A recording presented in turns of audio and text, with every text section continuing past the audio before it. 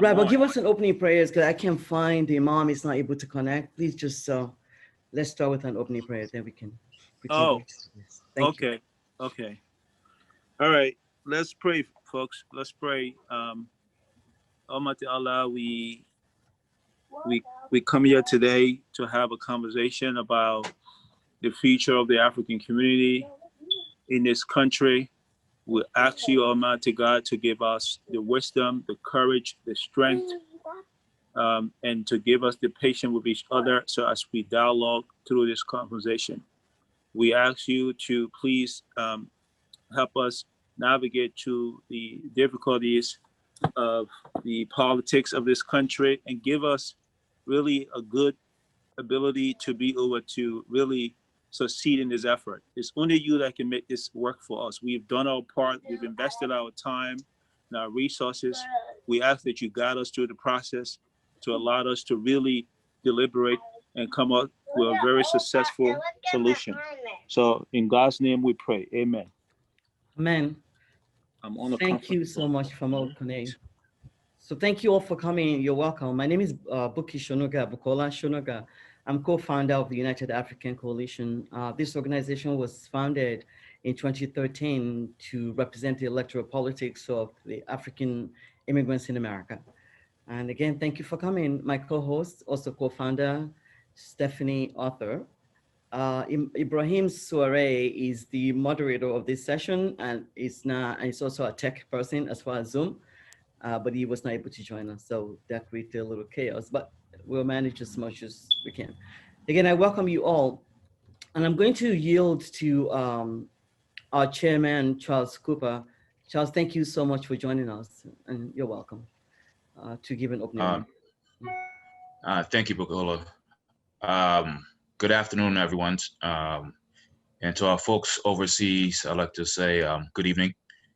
To our distinguished guests, panelists, delegations, and dignitaries, welcome. And thank you for attending this event. Special thanks, of course, to all the organizers, Bukola Shola, Stephanie Arthur, Ibrahim, who could not be here this evening from Okone. This event is much needed, especially for us Africans in the diasporas and focusing our efforts and concentration on this coming election. As Bukola has shared, the goal of the United African Coalition is a platform that encourages Africans in the diaspora to impact the community through civic engagement. Additionally, the goal is to also facilitate a mutual participation and cooperation between the U.S. and Africa through investment and other models. In many parts of the world, a presidential election is the most important job interview anyone can have in that country. But in the U.S. of A, it's the most important job you can have in the world. The global policies and agenda of the United States impact the global community with a broad stroke. Many of these communities are ones we left, such as myself, to find a better life in the U.S., to raise our families, and to excel within our occupation. Most people today refer to this age as the age of globalization, and none have been highlighted more than what we all as global citizens have experienced due to COVID-19, where unexpectedly the world was shut down. Airports were closed, and for the very first time, the populace had to look out of that bubble. You know, whether you was in the America bubble or you was in the European bubble or you was in the Liberian bubble or Ghanaian bubble, you had to look out and reflect on the global supply chain we all need for our day-to-day survival. That's why I prefer the term that we are all really interdependent because it's clear that the nature of the world today and our connection are far more than just economic. It's health, it's democracy, it's safety, and because it's clear that the consequences of those relationships can be both negative and positive, it's of utmost importance that we stay engaged. Africa is a place and always must play a substantial part of that interdependence and engagement, from providing natural resources. You know, most of the technology company out there use resources from Africa. That's where a lot of the technology, the electronics, the minerals, etc., that goes into different components.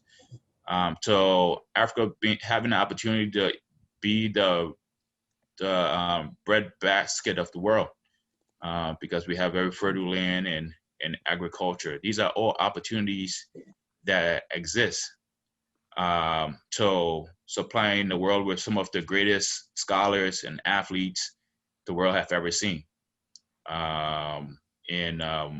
So Africa has a lot to offer the world and a lot to offer the US. Africa has a role to play, and that is why the African agenda is important, because when Africa succeeds, the world succeeds. For this to happen, though, we must have leadership that understands the intricacies of Africa and willing to work with the Africans in the diaspora to create a stronger connection with African countries through trade, democracy, and the rule of law, foreign investment in infrastructure, health, and safety. I believe that the Biden and Harris team is uniquely situated to do just that. Not only the historical significance with having the first female vice chair that is overly, competent to take on the role at any time as president, but to also have Biden, Joe Biden, who worked under the Obama administration and had an opportunity to help lead the country. And today we sit at a sensitive time, dealing with coronavirus and basically the global economy shut down. We need someone there that don't need a training wheels, that understand that Africa must play a role and that able to reach across the aisle to immigrant communities to get them engaged. And so once again, I believe the Biden-Harris team is the team that will do that. And I'm glad that we're having this conversation this evening. Thank you. Thank you very much, Charles. Well said. We have a special guest of honor here, Assemblyman Michael Blake. Honorable Blake, are you on? While we're waiting, I'm sure most of you are familiar with Assemblyman Michael Blake. He's a friend, our brother, our community partner, and we've supported him since he ran for the Assembly seat and also recently with the Congress race. That we worked really hard, and he also worked tirelessly to really win that race. But unfortunately, that's not the case. But we still love him, and we will support anything that Michael, sets out to do, whatever his next, endeavor is. He's a very talented young man, brilliant, intelligent, uniquely qualified. So we support him, whatever he wants to do next. Welcome to Biden-Harris, the African Agenda. This event is informed by two topics that we are going to be focusing on today. One is the Africa Trade Bill, the African Growth and Opportunity Act, or AGOA, a piece of legislation that was approved by the US Congress and signed into law by President Clinton in May 2020. The purpose of the legislation is to assist the economies of sub-Saharan Africa and to improve economic relations between the United States and the region. The second topic, or the second idea that informed, again, this conference we're having today, is President Obama's Young African Leadership Initiative, Yali, fellowship that was launched in 2010 to support an emerging generation of African leaders as they work to drive economic growth, enhance democratic governance, and strengthen the civil society structures that will help the continent grow and prosper. So those are the two, not kind of questions, those are the two overview that we are focusing on today, the premise on which this conference has been set. As Charles just articulated, trade is very important, especially U.S. trade policy, U.S. trade policy, I'm sorry, I lost my word. U.S.-Africa trade and economic development policy is very key to both continents, both the U.S. and Africa. And as you may know, Africans are the most educated immigrants in America, and we remit combined $45 billion to Africa every year. And that speaks to the fact that we're not from shithole countries. I mean, I just call it like it is, as the current person at the White House has stated. So we've contributed enormously to the economy of this country, to the culture of this country. Our children, second generation, third generation, are also here. That's an example of how much we've contributed and how much gain we have contributed and continue to contribute, especially with our children. And with the amount of money that we remit to Africa every year, trade exchange is very important. So this is why we feel that this is a really, should be one of the central component of our conversation today.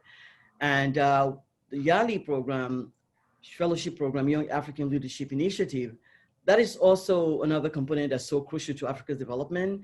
When we talk about young professionals, knowledge transfer is a big deal and it's very important, especially in the 21st century. And again, Africans come here, we get educated, we contribute a lot to this society, but what do we give back to homeland, not just in terms of remittances, but knowledge transfer is very critical. And we've considering that Africans are the most educated immigrants in America. So that's a colossal, how do I put it, talent there that we can find a way to facilitate the engagement or transfer of knowledge to Africa through young professionals for economic growth in Africa. So on that note, I'm going to go to our first panelist, Dana Reed. Dana Reed is an impact investor and advisor with 25 years of experience in financial services. She's co-founder and CEO of Inyansapo Impact Capital, an investment advisory firm specializing in African SMEs. Previously, Dana was the CEO of Pan-African Investment Company or Corporation, a New York-based private investment firm with a mission to make impact in Africa by identifying and investing in African SMEs that promote growth and development in the region. Dana has also worked with JP Morgan as a senior associate, also Goldman Sachs, a senior analyst, and she's a fellow at the Export-Import Bank of the US. Dana Reed, thank you so much for joining us. Welcome. Thanks, Bukola, and thank you for having me. It's great to be on here at this time to talk about these important trade policies. So thanks for giving my background. I don't need to go through it, but I do come to this discussion understanding the current policies that are in place in Goa and whatnot, as Bukola mentioned. But I come as an impact investor and having, I guess the last 10 years, I have been doing impact investing on the continent. And I've watched policies that have been put in place that hasn't been fully utilized. I'm sure we'll get further into in Goa a little bit later in the discussion, but there is a timeline to that. And so some of the things I look at, has it been fully utilized? I do a lot of work with Ellington Arnold and the U.S. African Development Foundation, who you'll be hearing from as well. And they're doing great, on the ground, grassroots, putting capital to work on the ground in Africa. And so as a private investor, I am always watching government policies and programs that can help to facilitate what what we do in the private sector, because the two have to go hand in hand. And so there's a couple of really interesting trends that I am confident a Biden-Harris administration will grow and further, which will benefit all of us in the diaspora. So 2 years ago, as many of you know, the 54 African countries signed into law the African Continental Free Trade Agreement, the CFTA we call it.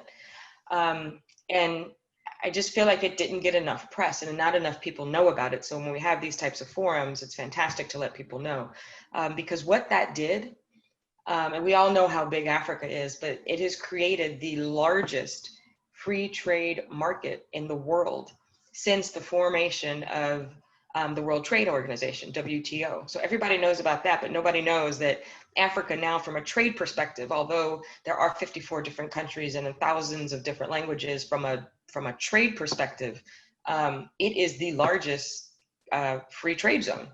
And so that's, you add that to the 1.3 billion people that are there and having the youngest population in the world, it'll have the largest workforce by 2050. And now we have the largest free, I keep saying it, the largest free market zone in the world. That's nothing but opportunity. It's going to take us in these conversations to let everybody know that.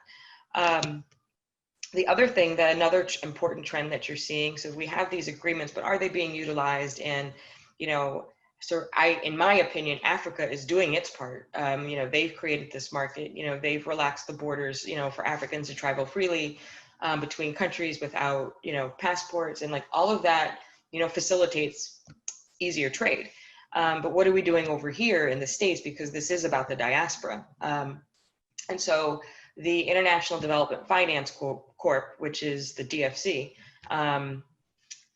was formed, call it, but really renamed in January of this year. Renamed, previously it was OPIC. And so they recently announced that they will be investing $8 billion on the continent in the next 5 years. Tremendous, because we haven't seen the US actually putting capital to work like that. And that $8 billion is going to be across 300 projects on the continent. They are hiring locally. And this is in addition to the $7 billion they already have invested that OPIC already had. So when you look at that, right, those are dynamics that are great, and all trends are pointing in the right direction. What we don't often talk about is all of the, and this is where my work with the USAID African Development Foundation comes into play in organizations such as theirs. You know, there's a missing middle. So what's the missing middle? The missing middle is of the lack of capital that goes into SMEs on the continent. So small, medium enterprises, they just don't get the capital. And so it has been estimated that less than 10% of the investable companies on the continent actually receive capital. And that, again, from an investor's perspective, like, one, that's a huge opportunity. But two, why isn't this capital flowing, and where is it flowing? So where it's flowing typically is in the form of aid, which we can talk all day and all night about that. There is a need for aid, but aid is not the only solution for Africa, right? We need to see investment capital going into these companies to grow them.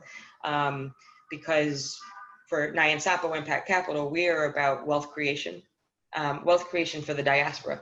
And that's wealth creation for the entrepreneurs that we invest in. It's wealth creation for the investors that, you know, come into our fund, and which means, right, so who are your investors, right? We're still actively raising money, but it is important for us to have investors that look like us. So our investors will also be from the diaspora, right? Because that's where wealth is generated, right?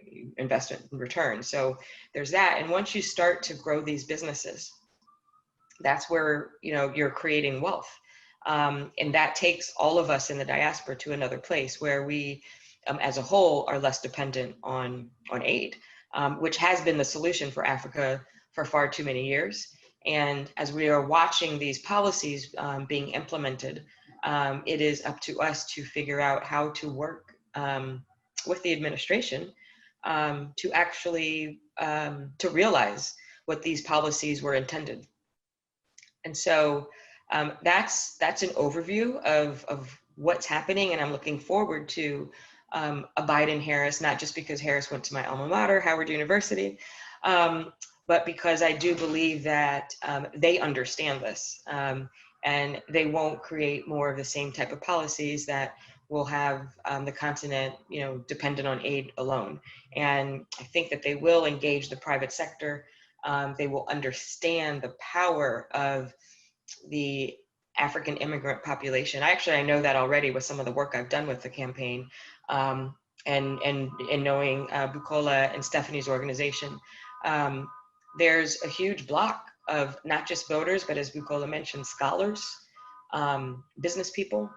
And it's time for us to be heard and for the diaspora to work together with the right administration to see this buying power, to see the companies get invested in, to see all of that really start to take effect, and for all of us on this call to be a part of it. I'm not sure, so I will pause there. I'm not sure, Bukola, are we taking questions or are you just going to move on? But I'm happy to answer questions or anything. Are you going to stay on for a minute or you have to leave? I have another, I'm sorry, it's just that it's CBC and United Nations week. So I do have another one in 15 minutes. All right. Does anyone have any quick question for Dana? Because the Q&A is supposed to come after, but again, because she has to leave. Right. But I will come back, Bukola. Remember, I'm coming back at 2. Okay. Do you want me to wait till then? I think so. Okay. Okay. Thank you so much. I will see you guys soon. See you soon. Okay. Our next speaker, I'm still trying to find Shelton. Are you on? Shelton Jefferson? So Shelton is not able to log on. And so our international panelists, a couple of them are having issues logging on. So what I'm going to do is going to go to Stephanie Nail-Skin. Stephanie, thank you so much for joining us. Can you hear me? Okay, 1 second, am I on mute? All right. Okay, can you hear me? Okay, I cannot hear Stephanie. I think something with your audio. Can you all hear me though? Yeah, Okay. we can hear you. Yeah. I think she can hear you, but I think she's trying to dial up so she can get on another audio. Yeah, I think it's the audio. Still no audio. No audio.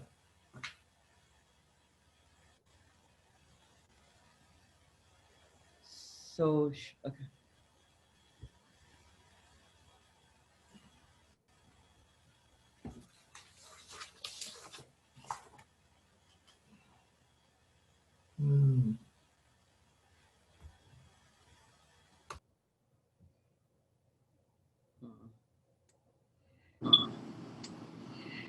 Let's see. Can you hear me now? Yes, we can hear you. Very well, thank you. Oh, you can. You can hear me now? Yes. Yes, we can hear you now. Okay, great. So I'm looking for my. Oh, Just, okay. So I'm on. yes, you're on. Just a second. I just want to do multitasking. Oh my God. Okay. So Stephanie is founder director of the Senegalese American Bilingual School in Dakar. Stephanie Nail-Skin was raised in Baltimore, Maryland, and Frankfurt, Germany. She graduated from the HBCU Morgan State University and shortly after graduation, traveled to Senegal. She has traveled extensively throughout Europe and Africa and has lived in Dakar since 1985. She has also lived in Mali, Ghana, Tanzania, and Kenya. Stephanie, thank you so much for joining us. Please go ahead.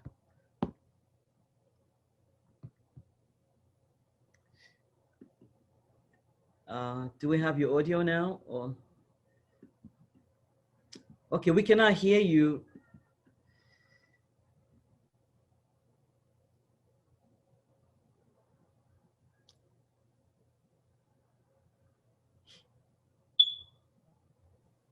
Okay. Can you hear me now? Yes, we can. Okay, so I'm going to close off one and echo here. You know what? Okay. How is that good? Yeah. Can you hear me now? Yeah, okay. Can you hear me? I can hear you. Okay, great. So, thank you, Bookie. Yes, so as I said, I've been living outside of the United States for so long. I hope I can really contribute to this conversation and dialogue. As you said, I am the founder of the Senegalese American Bilingual School in Dakar, which is a English-French learning community of about 1,300 students from over 30 countries, and 35% of our students are U.S. passport holders. We've graduated over 800 students who are studying in universities around the world, but mainly in the US, Canada, and China now. Many have already returned and are involved in innovative entrepreneurial initiatives that are changing the landscape in renewable energies, farming, design and fashion, and technology. I can speak sparingly about the Yali program because many of the Yali fellows I know personally because they've come through our program.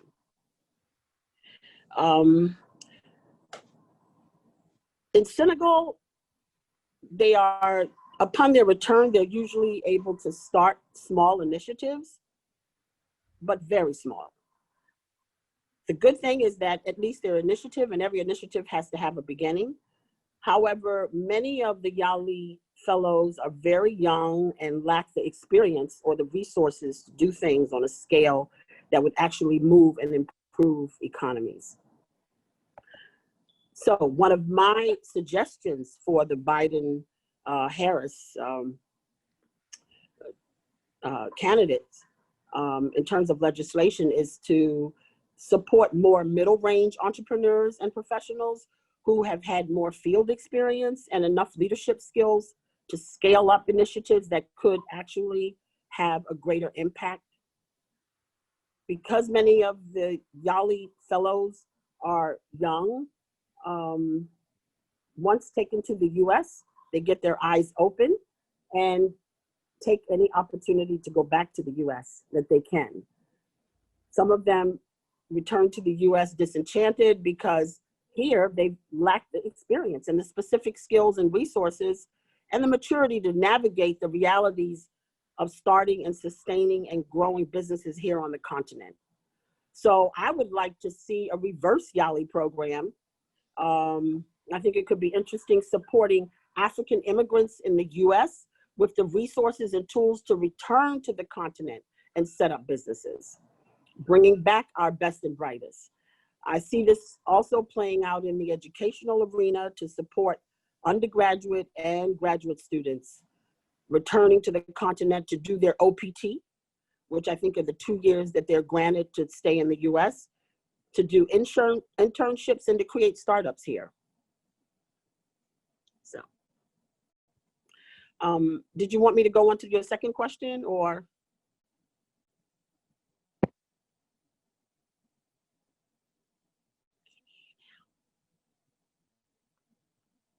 I can't hear you now. Okay, I was mute. Can you all hear me now? Now I can hear you, yeah. Right, I was saying that we invited you because of the work that you have done, extensive work you've done in international education. So in terms of knowledge transfer, that, you know, American kids can go to Africa from here, and also African kids can come and learn from here. And that would help economic growth on the ground instead of migration.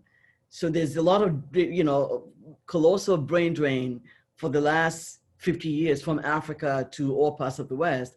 And that's because even after Africans have finished their education, such as myself and a lot of us on this platform, there is no really incentive to go back to Africa and contribute because of so many reasons. But for younger people that you're working with in international education, this is a good way to begin to really train them to go back and help economic growth in Africa. That's why, you know, we have invited you.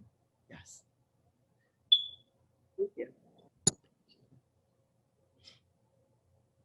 Go ahead. Oh, I thought you wanted to add something along Yali.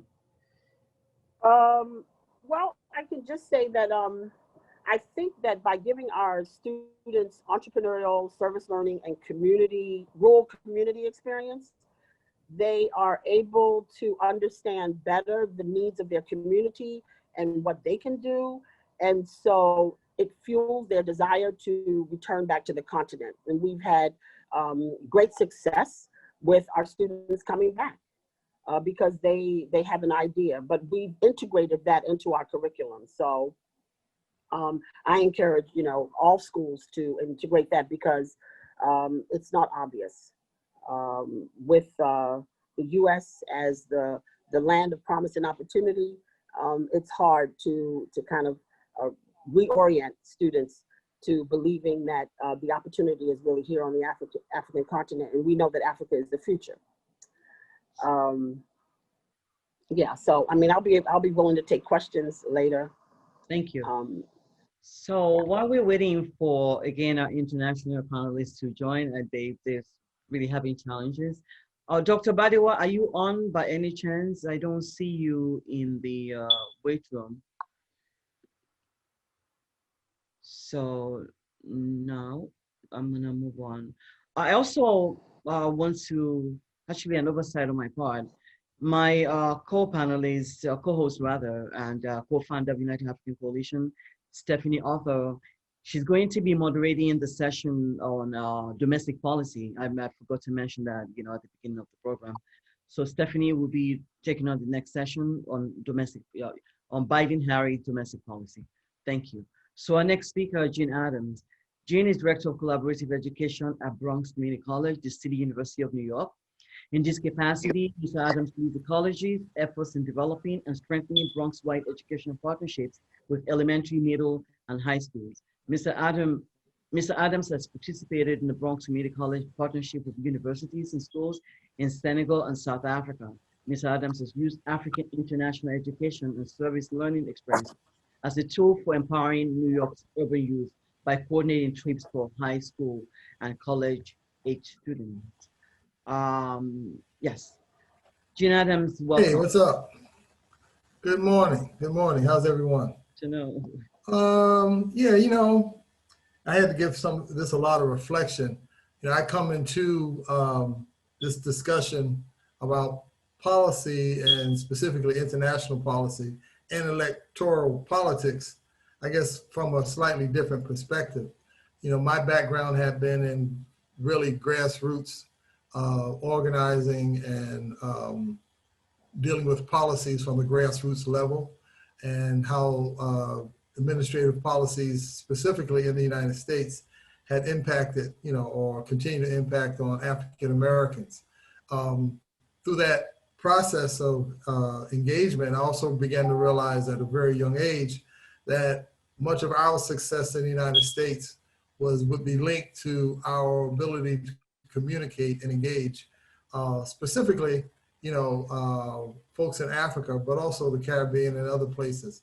So I've never truly developed a sense of confidence and belief in the electoral process. That doesn't mean I don't understand it. It doesn't mean, of course, that I'm against it. I definitely think we need to be adamantly and actively and aggressively involved. But my perspective on it is, from my own experiences. So as it relates to Africa specifically, I've had about a good 20, 30 years experience working in and out of Africa. And I've seen, the African evolution, let's say specifically over the last 20 years, the increases in the middle class, the increases in quote unquote political freedoms and electoral freedoms in Africa. And of course, the rising number of young people on the African continent and the role that education has been playing. So I look at that and I say to myself, wow, long before Biden-Harris, long before Obama, and for generations, the United States has fundamentally ignored, the growth in Africa and potential economic opportunities that could both benefit the African market and also benefit the American market. But I think the last 20 years, if we take a careful look at what has happened in Africa, creates a vast opportunity for more American engagement, specifically around policies and around industry and business applications. We've always ignored that in favor of the idea of aid. And I think we've developed enough as a community of activists and educators and business people to know that financial aid or USAID or a monetary fund has extreme limitations in terms of what they've been able to offer Africa in terms of its economic mobility. But I think that we're in a period now where if we push for greater engagement, some of the things that have happened with the African Growth and Opportunities Act were very, very good. We need to bring that more to the forefront and make more assessments of what parts of those programs have been beneficial and what parts have not. The push towards free trade has benefited Africa in certain ways. But at the same time, though, here in the United States, in relationship to our farm subsidies, really do undermine, African producers who might have products that could be very well represented in the United States. We're talking about economic policies and we also have to talk about the U.S. Africa Command and how that will play out in regards to how Africans view it and what it is actually. We still continue to wrestle with, issues in Africa, like around, the issue of corruption. But even that has decreased. I mean, it's not decreased to the point where it's not a major factor. But we know that on their own, the African leaders are trying to create more viable economic environments for investment.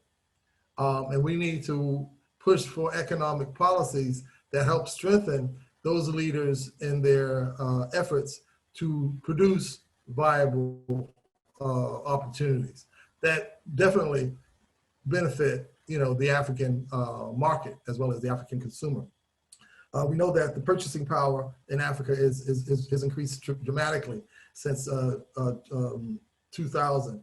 And we also know then with that purchasing power, there's a rise in local incomes. But we need to have, I think, more micro initiatives that are both come out of the United States, but also support small businesses in Africa. Where I live and where most of us live, it's not just major enterprises and major industries that fuel economic growth. Oftentimes it is small businesses.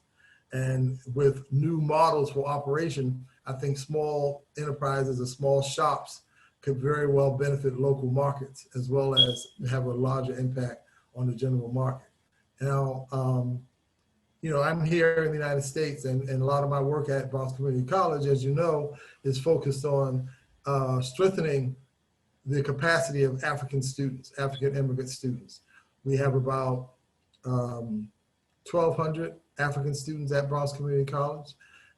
Vast majority of them are lean towards the sciences and technology. A lot of them want to go back home. I mean, that is a conversation I hear all the time.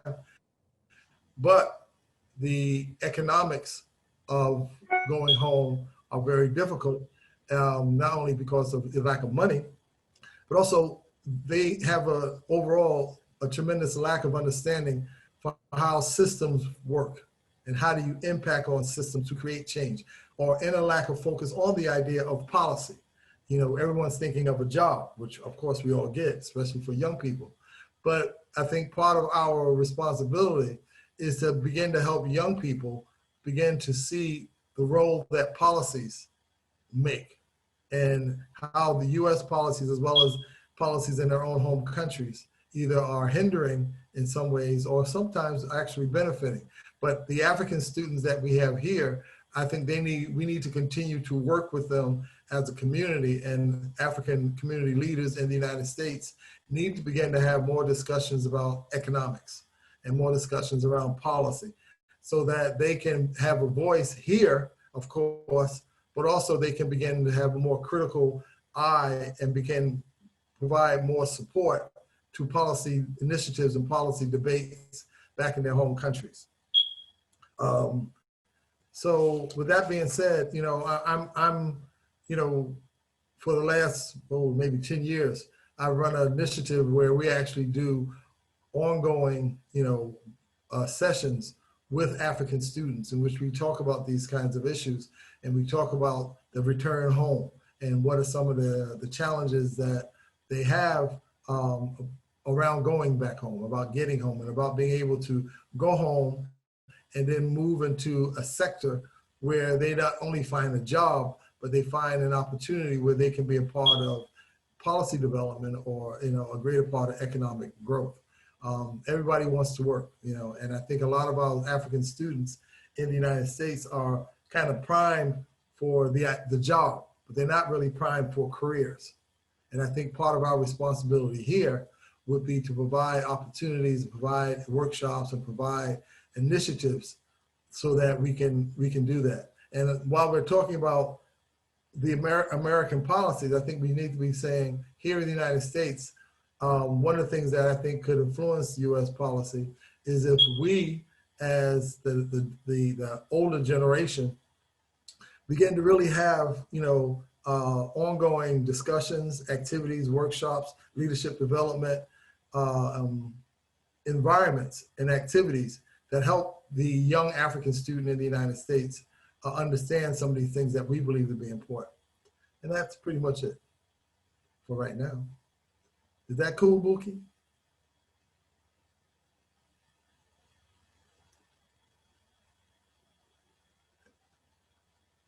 Hello, I'll start telling jokes. Everybody will run off the Zoom.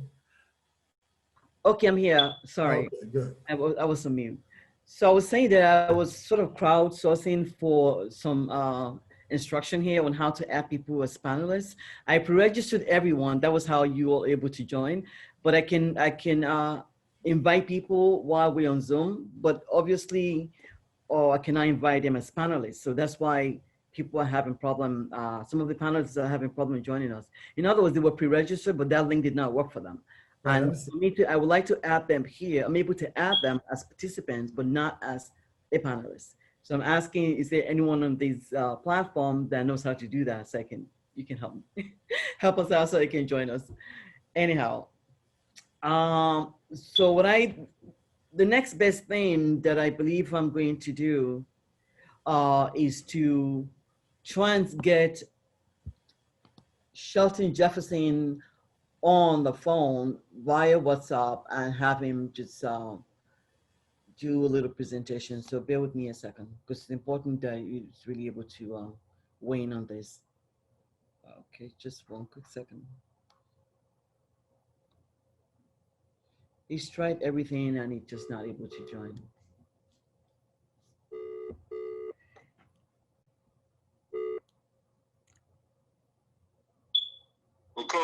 Hey, Shelton, so you're on WhatsApp live, so people can hear you. So I think you have to do your presentation this way. I'm sorry, because your knowledge on this is so important. So I have to, this is the next best thing. So let me just hold on a second, please, so I can introduce Shelton. Just one second. Shelton, can you hear me? Yes, can you hear me? Yes, I can hear you. Just speak as loud as possible. So hold on, I'm gonna just do a little intro. So Shelton Jefferson is Managing Director, IFS South Africa. He's based in Johannesburg, South Africa. Shelton brings nearly 20 years of investment banking and advisory experience, structuring transactions for municipal and corporate clients. He served as counsel to the legislative and regulatory arm of the New York State Legislature's Corporations, Authorities, and Commissions Committee. In that capacity, Jefferson reviewed, developed, and wrote legislation to manage the structure and issuance of nearly $15 billion of debt per year through New York's parastatals. He has successfully performed financial advisory and structured various financing types, including venture capital, telecommunications, energy, and innovative financing structures. I think I will leave it there. Charlton, welcome, and please go ahead and, weigh in on this. All righty. Good afternoon, everyone. Can you hear me? Can you guys hear him? Hello? Yes, yes. You can hear him. Okay. So go ahead. I mean, we'll try. This is the best we can do. Well, I had been asked to speak a little about AGOA in terms of how that might be helpful to developing investment in Africa. I think I'm going to, I will speak a little on AGOA, but let me give you a little general background in terms of how, after 40 years of being involved on the African continent, as both an investor and now as a banker, the first thing, if we are talking about AGOA or USAID, they are both set up for one purpose, and that purpose is to benefit Americans.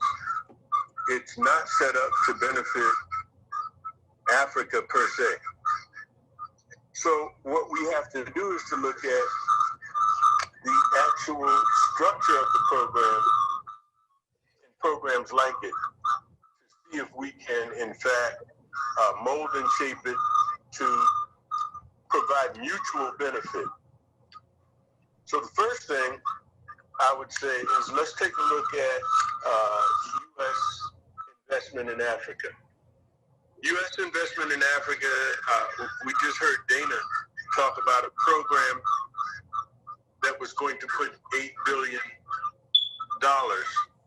into Africa as a whole, the 54 countries. Everyone may find it interesting that the state of New York, through their pension fund, has a program investing $5 billion over 5 years. So if one state is doing $5 billion, it tells a lot about U.S. policy towards Africa. $8 billion is supposed to be meaningful. Now, in finishing that, let's say glaring disparity, let's take a look at what the initial impact of AGOA was. Charlie Rangel, or Congressman Charlie Rangel, basically was one of the authors of the bill. He took a lot of heat from Jesse Jackson Jr. because he felt the bill really did not help Africa at all. And for the first 5 or 6 years, arguably, it was not extremely helpful. Some of the components that had to be taken out were things to the effect that, in terms of textiles, if you wanted to ship textiles duty-free to the U.S., the textiles had to be made to the U.S. thread, which raised the cost, etc. So I think it was about 2005 that it was changed. And so we're now in a situation where really 2 countries get 80% of the money, or 80% of the benefit of the trade, and that's Nigeria and South Africa.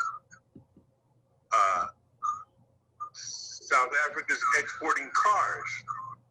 So arguably, if the majority export of South Africa is automobiles under the Agricultural Growth and Opportunity Act, someone has found a loophole. And yes, it does help South Africa, but on the other hand, it could be argued that it hurts Detroit.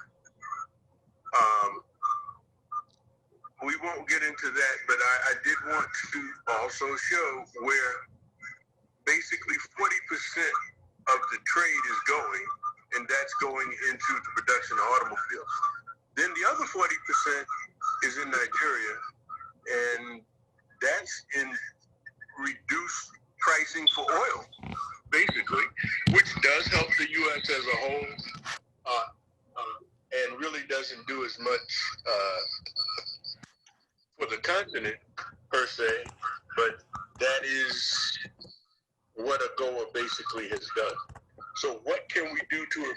I think I see Dr. Badiwa Williams. Dr. Badiwa, are you, I don't see you in the waiting room, but I think I saw you.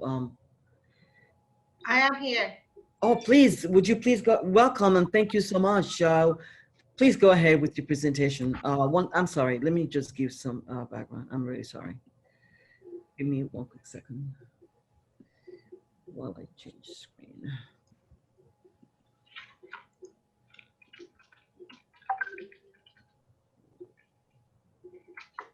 So just a brief introduction. Dr. Badiwa Adejugbe Williams, the General Manager, African Film Village International, and she's based in Abuja. She's also coordinator of the Nigerian Diaspora Investment Summit, which aims to attract diaspora and foreign direct investment into MSMEs in Nigeria. She's the founder of Royal School of Educational Therapy Foundation. Dr. Badiwa, thank you so much for joining. Dr. Adejugbe Williams, thank you so much for joining us. Please go ahead. Thank you. Hello, everyone. My presentation is basically in 3 parts. I'll give an overview of the Nigerian creative sector, followed by what pertains in Hollywood, and finally, what we expect from the Biden-Harris administration. The Nigerian creative industry, which includes fine arts, stage, fashion, media, and the film industry, and that is popularly known as Nollywood, is undoubtedly one of the fastest growing industries in the world, and its tremendous global impact is unquestionable. When we add hospitality and sports, the potential is enormous. The Nigerian entertainment industry is by and large one of the sectors that accounted for the rebasing of the Nigerian economy and pushed it up to be the biggest economy in Africa. Also, worthy of note is the global interest in Africa and the African culture, as these African elements are some of the attraction draws in a lot of theme parks and zoos all over the world today. And of course, Wakanda Forever, the movie. So now, according to the Guardian newspaper in Nigeria, in 2018, the arts, entertainment, and recreation industry represented 0.21% of Nigeria's GDP at a value of nearly 270 billion naira, which is almost equivalent to $1 billion. In the first quarter of 2019 alone, the industry garnered approximately 87 billion, which accounted for 0.27% of the economy of the country's GDP. The Nigerian box office also contributes significant value to the nation's economy. In 2017 alone, 4.3 billion was realized, and it is expected to grow to an estimated 6.4 billion by the year 2022. Nollywood, if some of you are familiar with it, if you are not, you really need to check it out. It produces about 50 movies per week, and it earns between 500 million to $1 billion US dollars annually. The reason why the gap is that much is because not all of the revenues are reported and have been captured with the data. So for all we know, it could potentially, maybe it has even grown beyond $1 billion annual returns. It has been identified as the second employing arm of the nation. And its position is being second is being contested by the agriculture sector. This is also being preceded by the Nigerian government. Suffice to say, though, the creative industry has the capacity to transform the economic outlook of Nigeria, in that the sector impacts all sectors of the economy. It creates direct and indirect labor from it and all its ancillary industries. The Nigerian film industry is a formidable industry. It is considered a giant in Africa, also the second wave of the economic arm of Nigeria. Industry experts, which also include the United Nations Education and Scientific Organization, known as UNESCO, they said that Nollywood, the viability of the industry is enormous. It has been rated at different times, sometimes as the second, sometimes third, sometimes first movie producing nation in the world, only surpassed by Bollywood. So really, Nollywood has surpassed Hollywood in its capacity to produce movies. In concurrence with UNESCO's findings, others have found that Hollywood is a dominating force in West Africa. So Nollywood is to be contested with.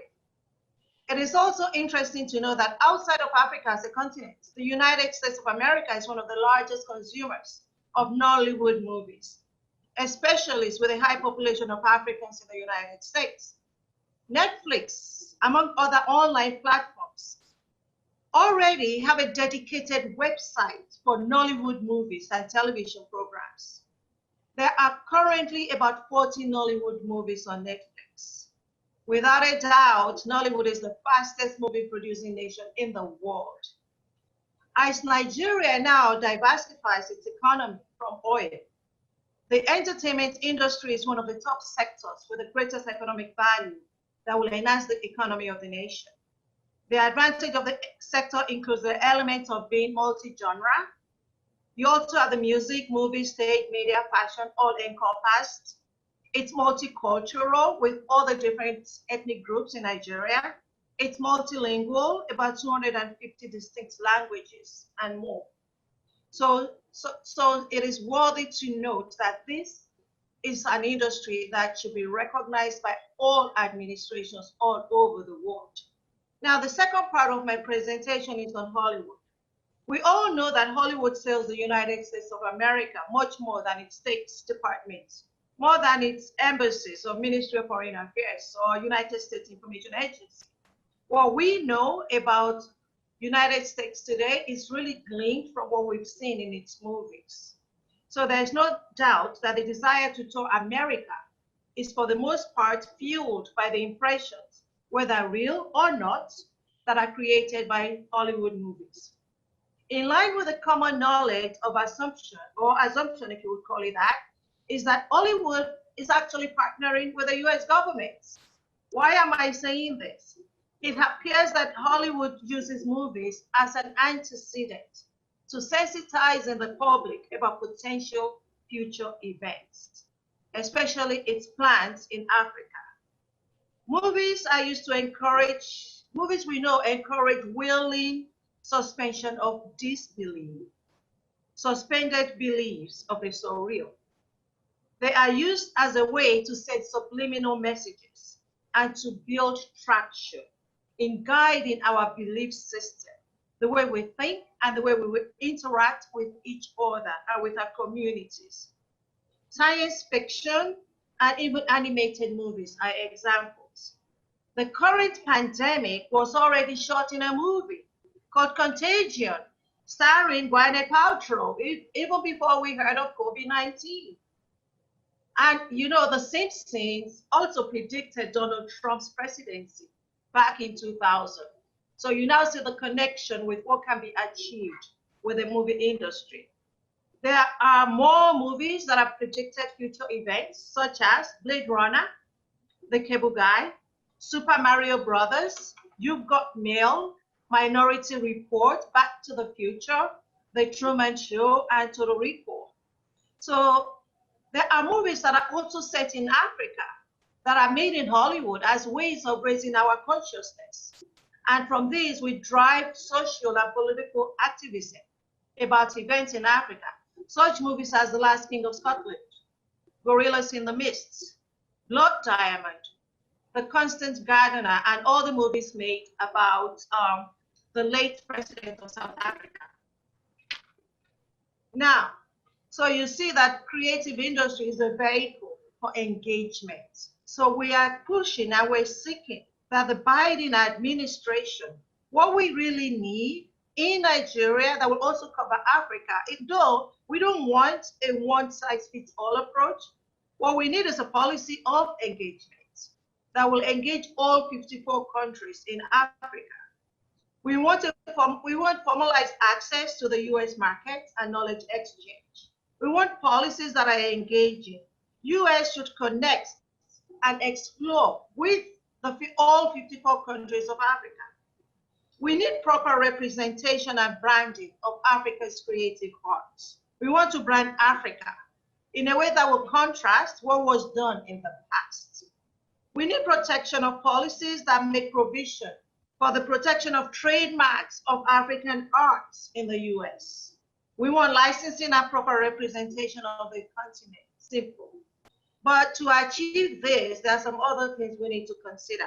They are the copyright laws and protection, policies that make provision for the protection of trademarks, licensing and proper representation of the continent, proper branding of the continent, the insecurity issues that are paramount in a lot of African countries, actually really globally. But Nigeria has been identified as one of the top nations that are really, really negatively impacted by terrorism. We also need to look at financing. I'm so happy to hear a lot of people on this panel discussing investment in Africa. Financing is critical. And as the Nigerian Diaspora Investment Summit is about to commence its third year, we're really hoping we will be able to encourage Africans, friends of Africa, and Nigerians in the diaspora to come, participate, and invest in Nigeria and those in Africa. We need to look at the issues of web connectivity. Some of us in Nigeria connecting to this webinar have been quite a challenge. So we need to look at that issue in relation to what we're talking about with the Harris-Biden administration. Then, of course, the systemic corruption, not only within Africa, but about all the stolen African funds that are being housed in the United States. Also, the unfair financial practices in the continent. A lot of things we found in Nigeria is that, the US or the USM, they charge Nigerians much more than other nations for such items as the visa, even exchanging money, going through Western Union to send money to Nigeria. We get the short end of it because we are paying double taxation in Nigeria. We also want to seek that Biden's policy on immigration should be fairer than Trump's. Also, the 4-year visa ban for student visas. I know that a lot of African countries will be impacted with this new Trump's policy. So Trump's ban on Nigerian immigrants and African immigrants really should be lifted. Africans in the US suffer the same fate as African Americans on race issues. So we like fairer policies that should be implemented by the Federal Civil Rights Intervention.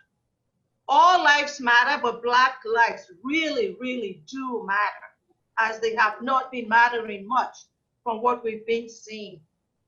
A final request, it would be highly honored if the Biden-Harris administration will look into is apologies for slavery. And if they can also have this, they can distribute a repatriation to all families, just like they did with the Jews and the Japanese. So these are like a tall order, but if fulfilled, it will go a long way in healing the nation. When I talk about the nation, I talk about the United States of America. And it will also open doors for greater opportunities for the African continent, opportunities for further engagement. Thank you very much. Thank you so much, Dr. Badiwa Williams. Okay, our last speaker for this session is, give me a quick sec. Our last speaker for this session is Ellington Arnold. Ellington currently is the Entrepreneurship Officer at the U.S. African Development Foundation, USADF. It leads the agency's engagement with young African innovations to invest grant capital in entrepreneurs who are starting up and growing businesses and social ventures that are impacting their communities and countries.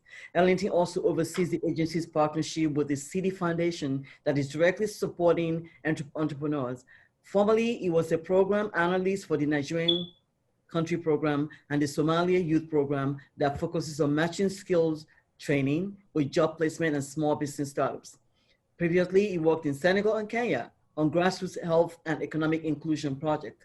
Ellington is in New York. He is a New York native and a graduate of the University of Virginia. Thank you so much, Ellington. It's good to have you. Thank you so much, everyone. And again, thank you to the United African Coalition for inviting me. And thank you to all my fellow panelists. I'm honored to share the same virtual stage as you all. I don't want to talk too long. I think a lot has been said. I simply want to build off what has been shared. So a lot of my experience in regard to AGOA and Yali comes from the Yali side of things. In my work, I fund a lot of young African entrepreneurs, and we source them through Yali primarily. And I kind of want to build off a few things, especially what Dana said in the beginning about kind of the missing middle.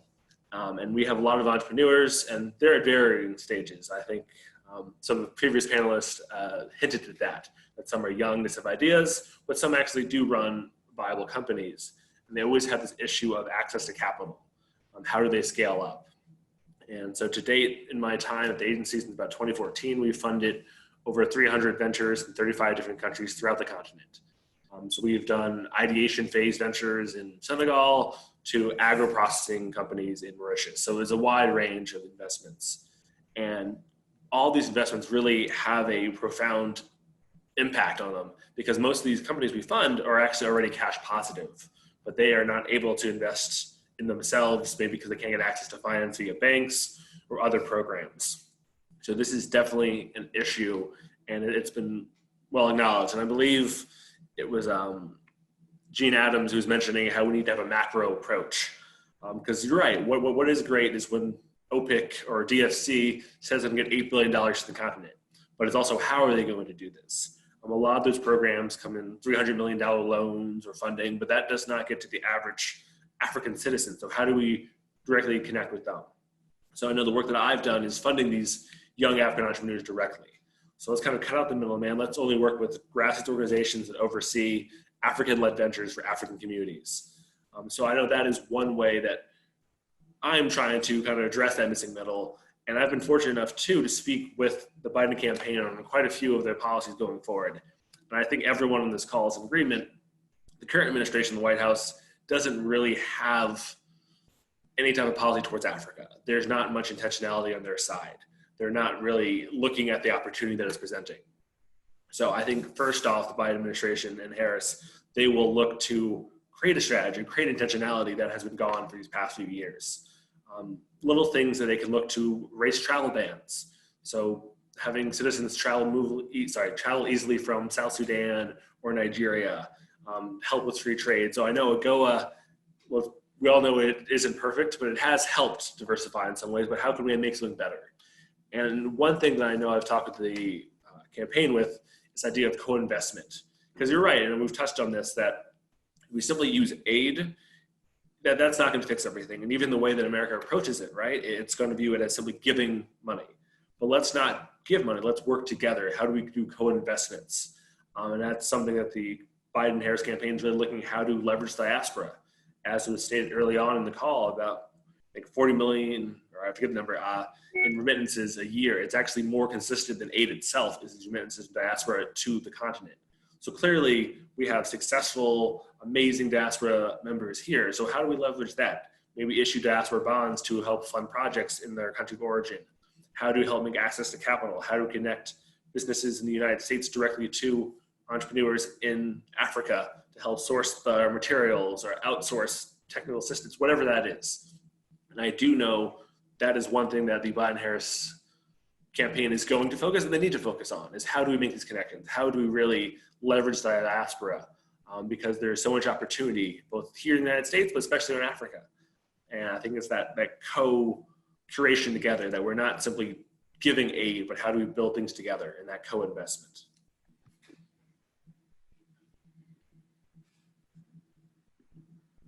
Okay, is that it? I'm good for now. Again, I know we were kind of going over. I don't want to repeat some of what panelists already said, but. Thank you so much. It's really great to have you. So on this note, I know Assemblyman Michael Blake is going to join us. I just sent him an email again. So, but I'm going to hand over to my co-host, Stephanie, and also co-founder of the United African Coalition, Stephanie Arthur.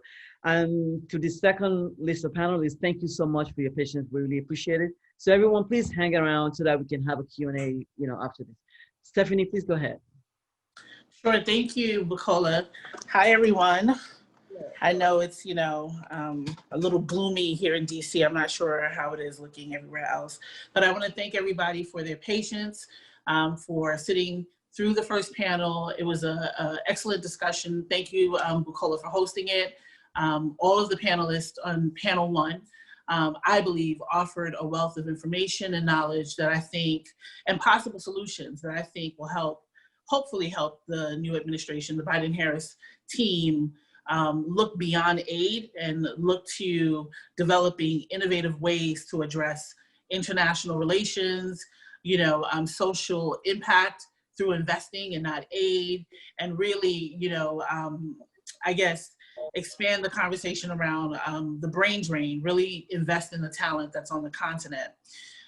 For the second panel, we wanted to talk more about domestic policy, because I think when people hear or think about the concerns that Africans have here in the diaspora, they point immediately to immigration and citizenship.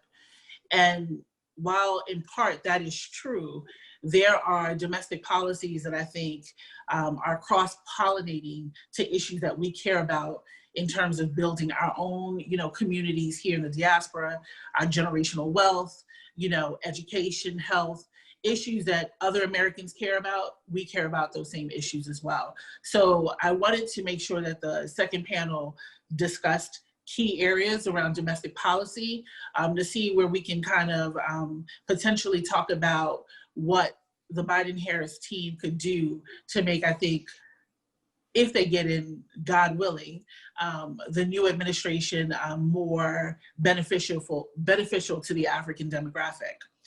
Before I get started though, I want to officially introduce myself. So my name is Stephanie Arthur, and I sit as the strategy and policy advisor with the UNAC team.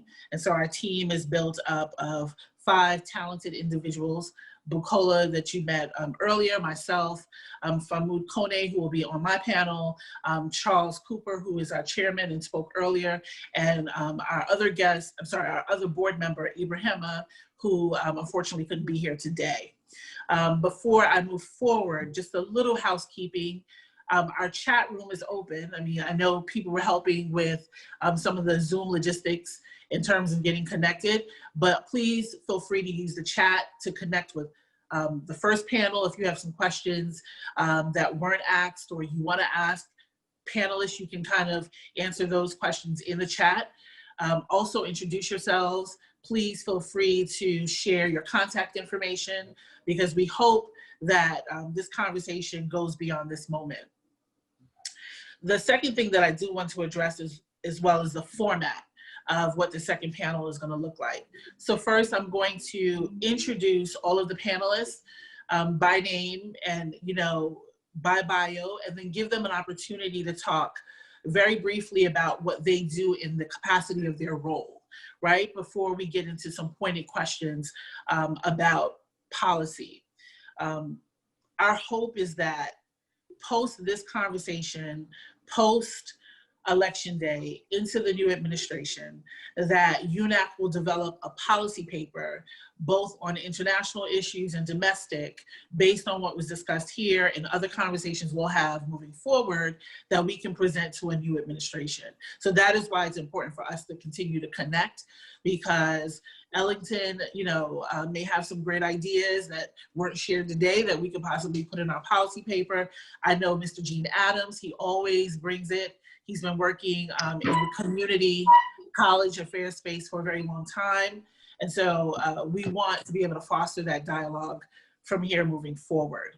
So I'm about to begin, and I don't have any particular order in which I am introducing my guests, the panelists. And so I will just start as I have it on my agenda, if that's okay.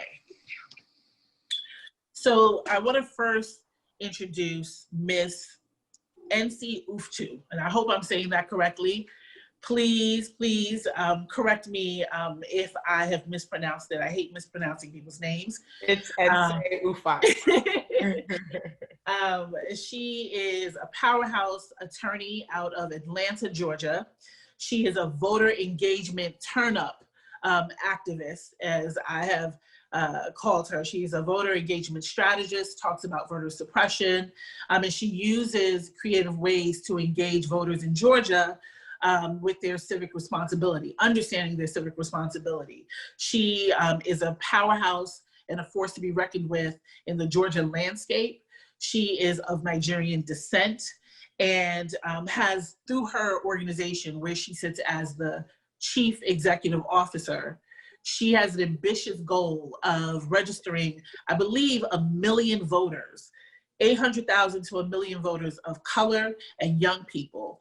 And so I open the floor up to you, Ms. Uftu, to kind of talk about yourself and the project and the capacity in which you sit with your organization. The floor is yours. Thank you, Stephanie, and greetings, everyone. My name is Nyc Ufat, and I run an organization called the New Georgia Project. And yes, one of the, I think, primary tactics that we use, or the thing that we're best known for, is large-scale voter registration drives and trying to change the culture of voting and engagement here in the Deep South. I think the thing that is sort of unique and interesting about this particular moment that we're in is that Georgia is changing very rapidly, and will be the first state in the Deep South with a white minority. And so the entire country is browning, and there's a massive demographic shift underway. I think the thing that is unique about Georgia is that, unlike a similar state, Arizona, for example, that is headed towards a people of color majority, is that the demographic shifts that are happening in Georgia are being driven particularly by what demographers and political scientists are calling the reversal of the Great Migration. So between the 1920s, 1970s, Black Americans fled the South, fleeing racialized violence and in search of economic opportunities, which is why, you can take the Black folks in Chicago and trace their roots to Mississippi, Black people in New York and New Jersey and trace their roots to the Carolinas, et cetera, et cetera. It's also being driven by African and Caribbean immigration. And so it has created an opportunity for us to organize and to build independent political infrastructure that's designed to, drive change, but also for us to win and defend those wins beyond one election cycle. So what that looks like for the New Georgia Project is, today we've registered almost 500,000 Black and Brown Georgians in all 159 of Georgia's counties. And so I know that the work that we do and the work of our partners has fundamentally changed not only the conversation, but what the opportunity looks like and what the electoral landscape looks like in a place like Georgia. And so I'm really happy to sort of lean in and to talk about how we do what we do, how we partner with binational chambers of commerce. So, Nigerian American organizations, the Jamaican American organizations that exist, that are a part of a broader immigrant, economic, social justice landscape here in the state of Georgia, and how folks get activated in an organic way that is sustainable, that will allow us to have the policy conversations and the political conversations that are necessary to build a better Georgia, to build a South, and to ultimately move the country forward. Thank you, thank you. So our next panelist is a young lady. I think she represents maybe the millennial demographic, maybe Gen Z. Her name is Fatah Akoy. Fatah, are you there? I can't hear you. I said, yes, I'm on. Can you hear me? Okay, great. So Ms. Fatah Akoy is a 2020 graduate of George Washington University where she earned her Master's of International Affairs in Student Government at GW. She recently served as a research consultant for the African Union, researching the potential impact of African free continental trade area on US FDI on the continent. In 2019, she served as the diaspora, millennial liaison for the Embassy of Ghana, where she worked on projects such as the Ghana's Year of the Return, which was really successful last year. In 2018, Fata started her own nonprofit called Take Back Africa, the Take Back Africa Foundation, which is made up of young African millennials. So I got it right, she's part of the millennial demographic, living in the diaspora with one goal in mind: to improve the socioeconomic status of the continent. So I know, Fatah, we both sit on the African Diaspora for Biden National Steering Committee. And since, being a part of it, she is literally an organizer to her core, understands the young African demographic here in the diaspora, and what their interests are, their voting needs are, what their civic needs are. She's a champion for civic engagement for the young African demographic. She has also worked for Hillary for America, so she has a lot of campaign experience. She has engaged the Black community in Minnesota as well. And she was a voter recruiter for former Senator Al Franken's campaign. So the floor is yours, Fatah. You have the opportunity to discuss the capacity in which you work on the African Diaspora for Biden campaign, National Steering Committee, and what you do on the ground in terms of engaging Africans through civic responsibility and civic conversation. Well, good afternoon, everybody. My name is Fata Akwe. Like she said, I'm a millennial, a Liberian millennial from the state of Minnesota, but now I'm out in the DMV area. I am a community organizer, I would say an activist and lobbyist. My capacity, most of the work that I do is really engaging in grassroots work on the ground, having conversations with our community, actually seeing where are policy issues that our community members care about. A lot of my training came from campaign work, political organizing, when I organized with Al Franken in 2014. From then kind of transitioned into Black Lives Matter Minnesota, doing a lot of marches, stuff for Trayvon Martin, Mike Brown, Philando Castile, Jamar Clark. And then just bringing the African perspective voice to that campaign and making sure that Africans see ourselves reflected in the movement, that we are a part of the Black Lives Matter movement, and what that means for Blackness not being a monolith. And then basically transitioned from there to working for African Immigrant Services. That's where I really got my core. A lot of the work that I did was on education reform, especially with I'm Liberian, and Minnesota has the largest Liberian population outside of Liberia. So that's pretty huge. And so basically organizing my community on issues such as health equity, issues such as economic stability, economic equity for small businesses, and then on education reform. So working on things like Osceola area schools where most West Africans stay, their first ever racial equity policy.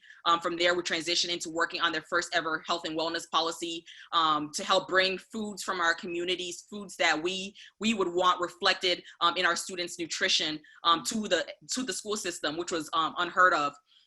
In that space. And then I transitioned into immigration reform. And that's kind of where I really got my head start for the work that I'm doing now. And so focusing on immigration reform issues, I served as the leading lobbyist for Liberians on DED.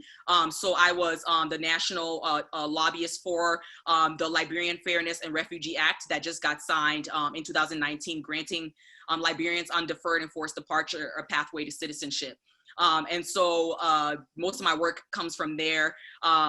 Like she said, I'm a community organizer. And so I always want my ear to the ground, always want to know what the community is thinking about the issues. Most of the time we have people who kind of speak on behalf of the community, but our community is evolving.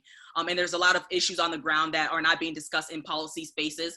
And so I serve as that, in that capacity, using my ability to bring those issues to the forefront with policymakers and lawmakers, especially on Capitol Hill. And so a lot of the work that I do is reflecting that on those issues.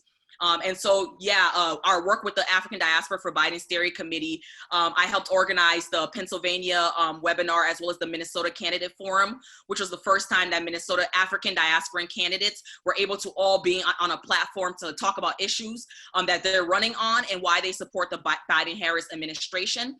And so that was really important to organize that with Attorney General Keith Ellison, who I've worked with in the past, as well as other Minnesota state legislatures. And then Pennsylvania as well.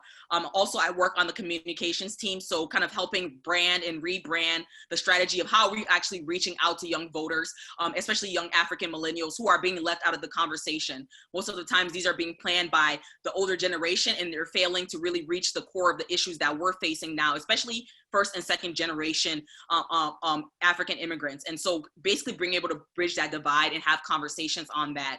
And yeah, Stephanie brought up my organization, Take Back Africa, and with that, that's my baby. Take Back Africa is focused on, you know, a lot of us here, especially African millennials, we have this passion and purpose to want to do something about Africa, want to do something about back home, but we don't know how to apply ourselves. Where do we see fit? And so the organization is really a network where we bring together African entrepreneurs, African nonprofits, African for-profits to come to the table and have conversation on policy, have conversation on issues of agriculture, on economics, issues of health, equity, and things like that, and then use that to connect people on the ground with projects that are actually going on and see how they can best apply the skills and abilities that they've learned from the US to issues back home. And so we're our second year. Our first summit, we teamed up with the State Department, and so did a lot of work with the US State Department on bridging that gap with ambassadors and the African millennial generation. And so, yeah, we're in our third year. We're excited. We're virtual because of COVID, but we're excited for what is there to come. And so I'm excited to be on this panel to talk about African millennials and young voters and what that really means for the hopefully incoming administration.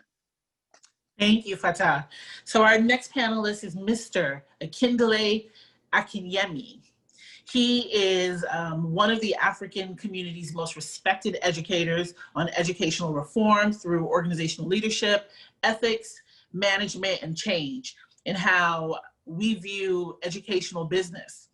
Akinyemi is a hard-hitting educator, motivational speaker. He's also a researcher, and he's also a government relations expert. He's widely known for his tough line views on educational reform. He likes to link global policy to empower local communities here in the US. And, you know, he is actually I believe the organizer, the sole organizer, that's how I was introduced to him, for One Voice Africa. So One Voice Africa is this wonderful collective of African nonprofit organizations here who plan events during CBC, week, policy events that are going to have us having a discussion outside of the Africa Grain Trust that we know that the Congressional Black Caucus hosts every year. And so through his platform, he's been able to open up a broader discussion around faith, around civics, in education, as well as U.S.-Africa trade, to allow other organizations to be at the table, having those conversations amongst each other, but also with the larger U.S. community. And so lastly, I'll just say this, that Mr. Akinyemi is the president and CEO of the Global African Business Association, GABA. He has a BS in African American Studies, and he attended Eastern Michigan University. He's based out of, I believe, Detroit, Michigan, or the state of Michigan, and is an active participant in African civics here in the diaspora. And so, Akinyemi, the floor is yours. Thank you, Stephanie, and I just want to say greetings to everyone on this panel. It is true that I am the president and CEO of the Global African Business Association. We started in 2014, right in Inkster, Michigan. Now, before I get into just a little bit about my background,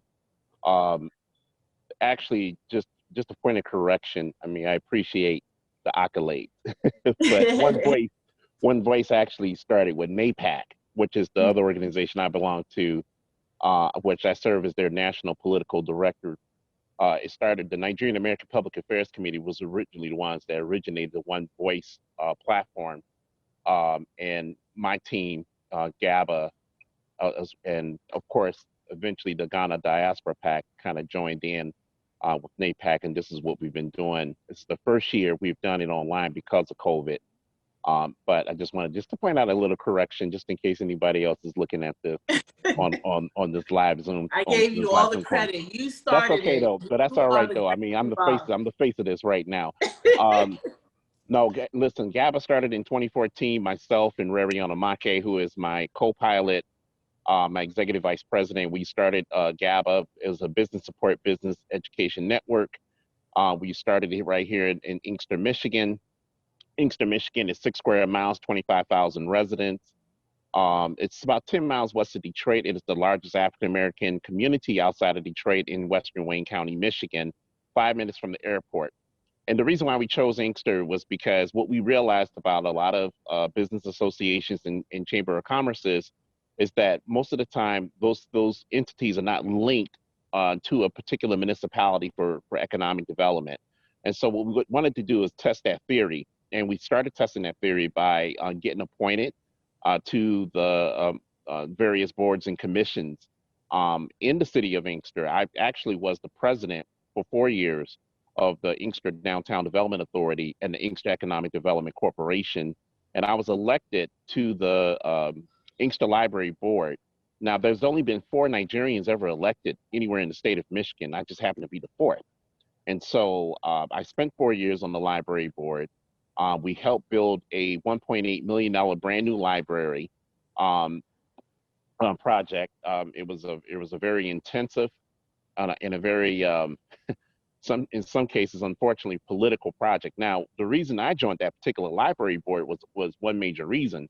Inkster lost its school district back in 2013, and so by the state of Michigan, they dissolved the school board, and so I joined the library board because I wanted to restore education. Now, the way I wanted to restore education, though, was to create more of a global educational component and rooted into the city of Inkster. So that was always my strategy of joining the library board. One of the key strategies in creating a library system as a form of education.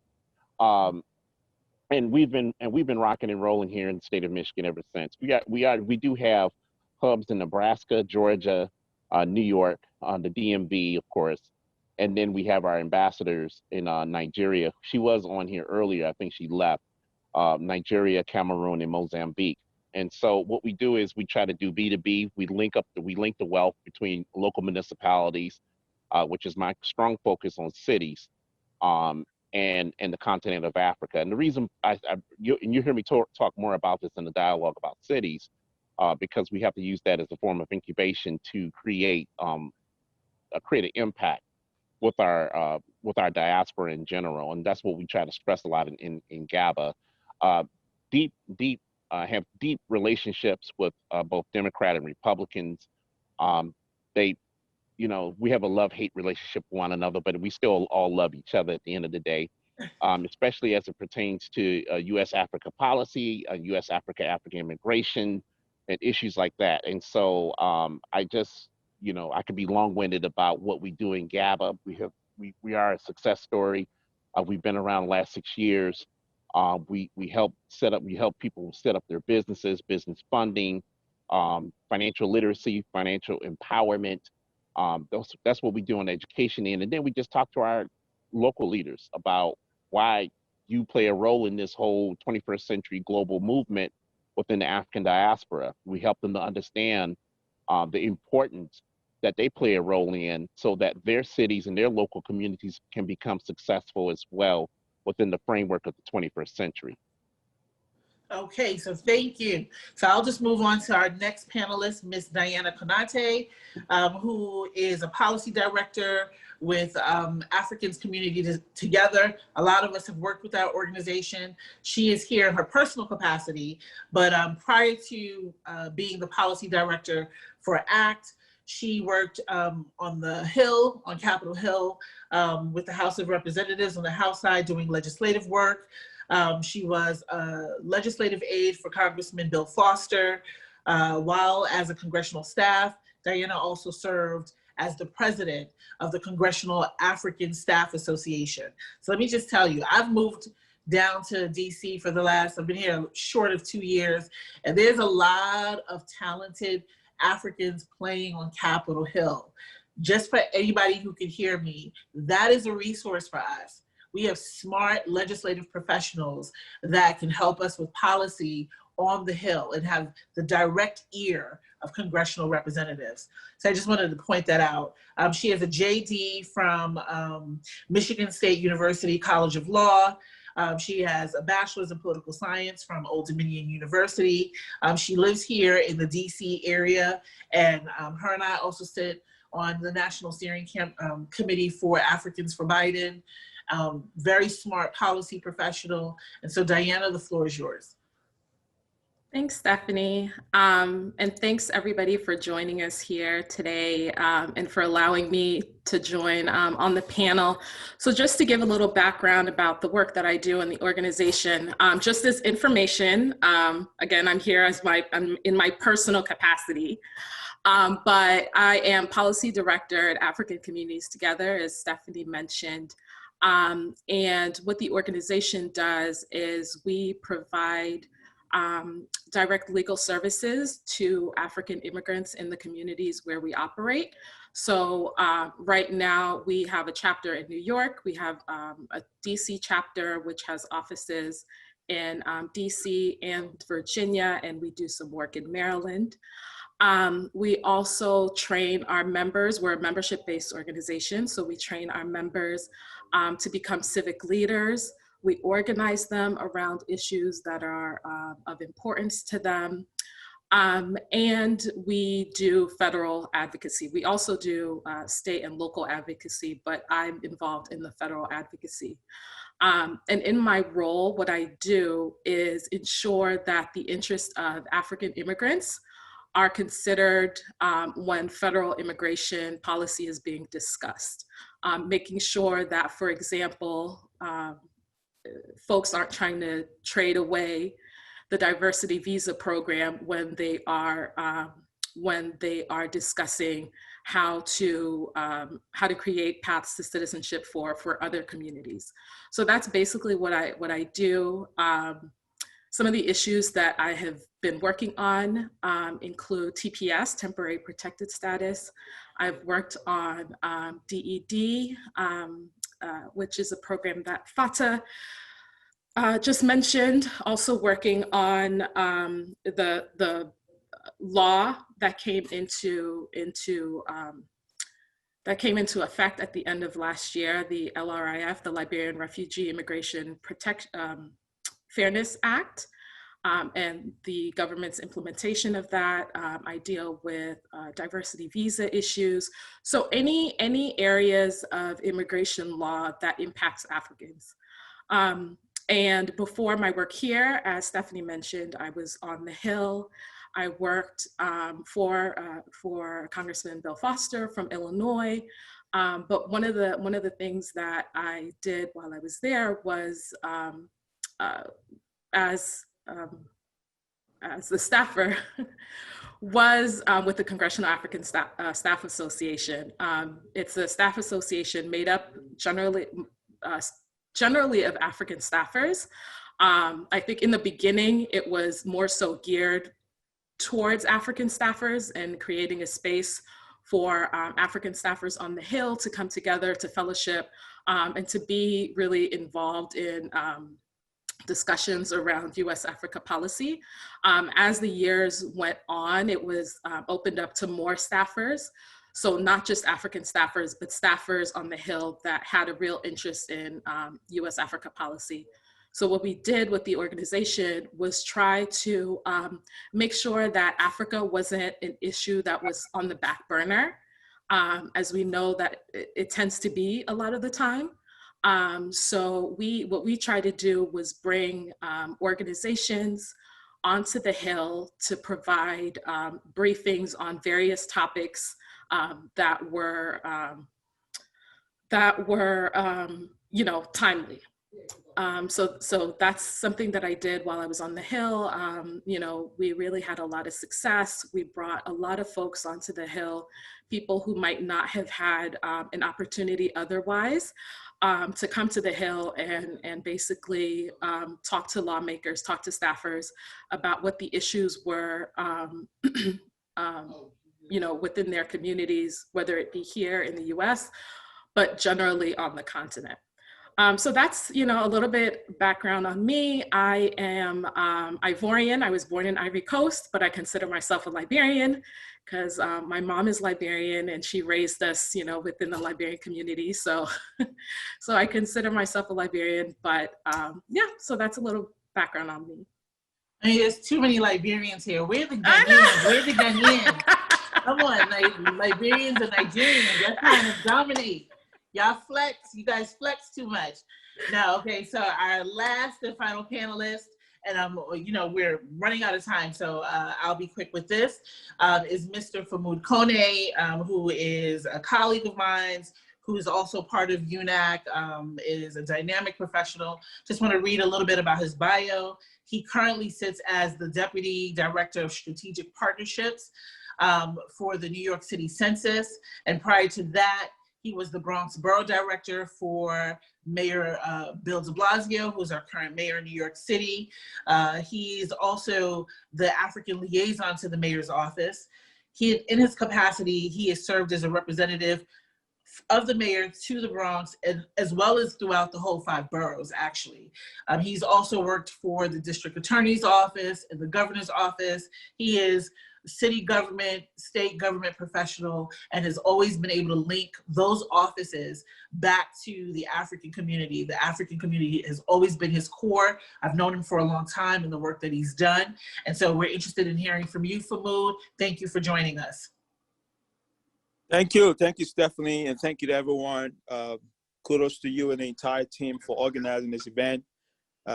So just, I'm sorry for my parents. I'm on the road, actually. I didn't want to tell the team that, but I had to, you know, come down here in my mom's basement to get on this conference call. I know you asked me specifically to talk about the census and how the census is helping to get African different ethnicity in the census. So I'm going to first talk about work in New York City, since that's the capacity that I worked in and what we've done with the.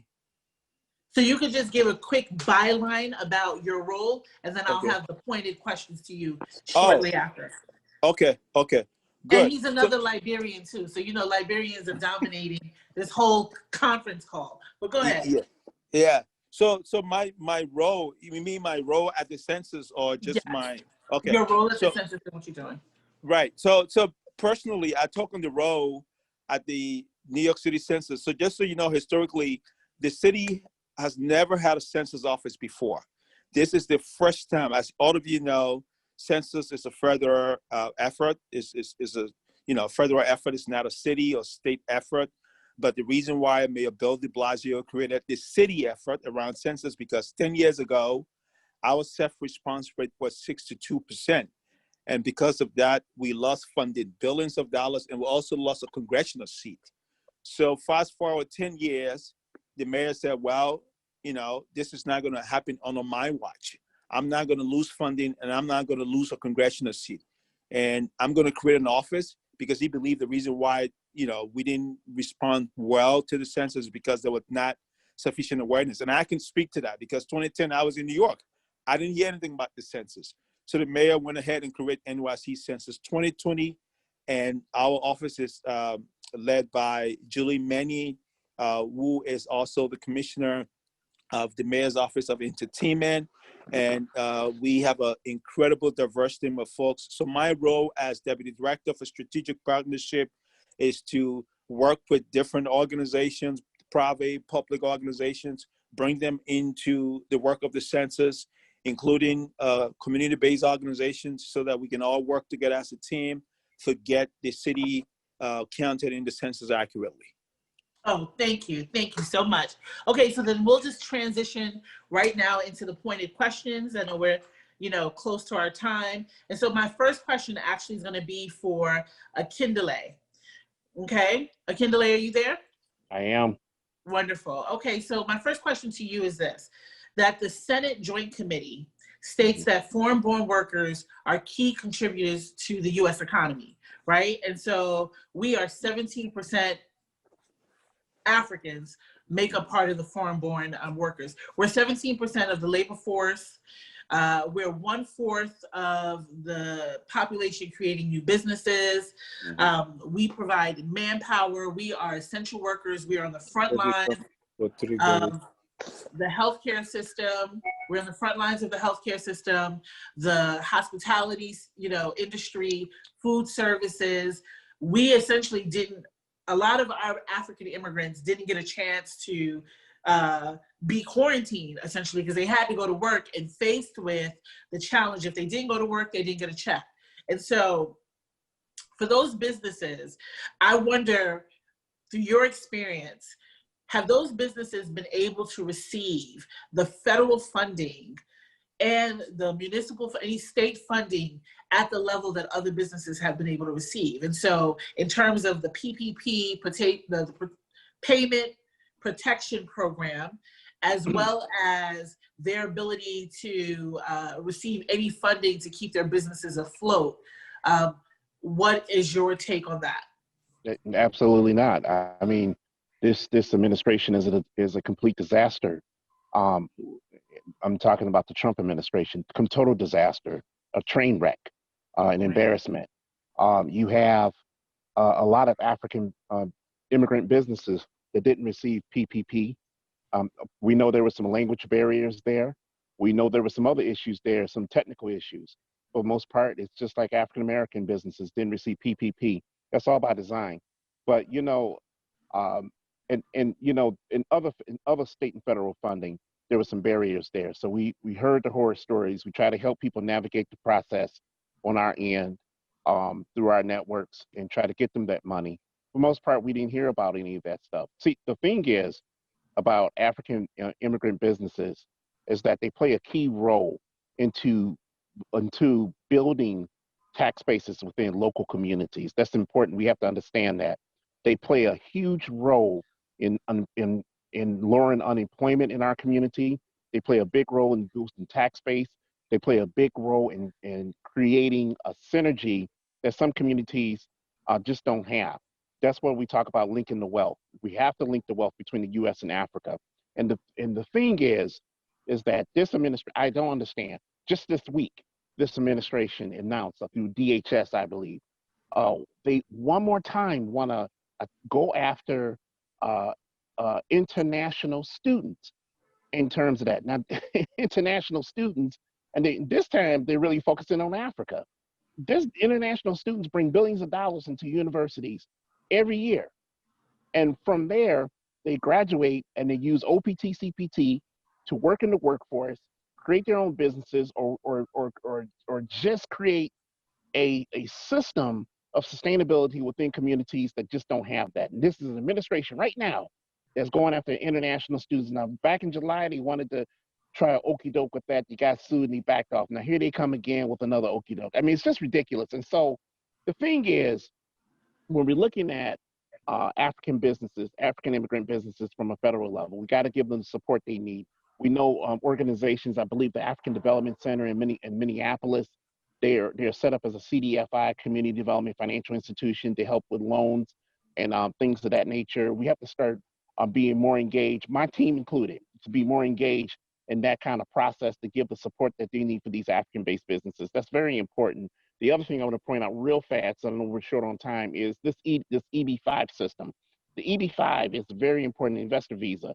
The EB-5 is critically important when you're talking about foreign direct investment from the continent into local urban communities here in the United States. That's important because what we're trying to do here is use cities as an incubator to create empowerment within our community. And the EB-5 Investor Visa Program is a big step with that to move that process forward. I want to point that out.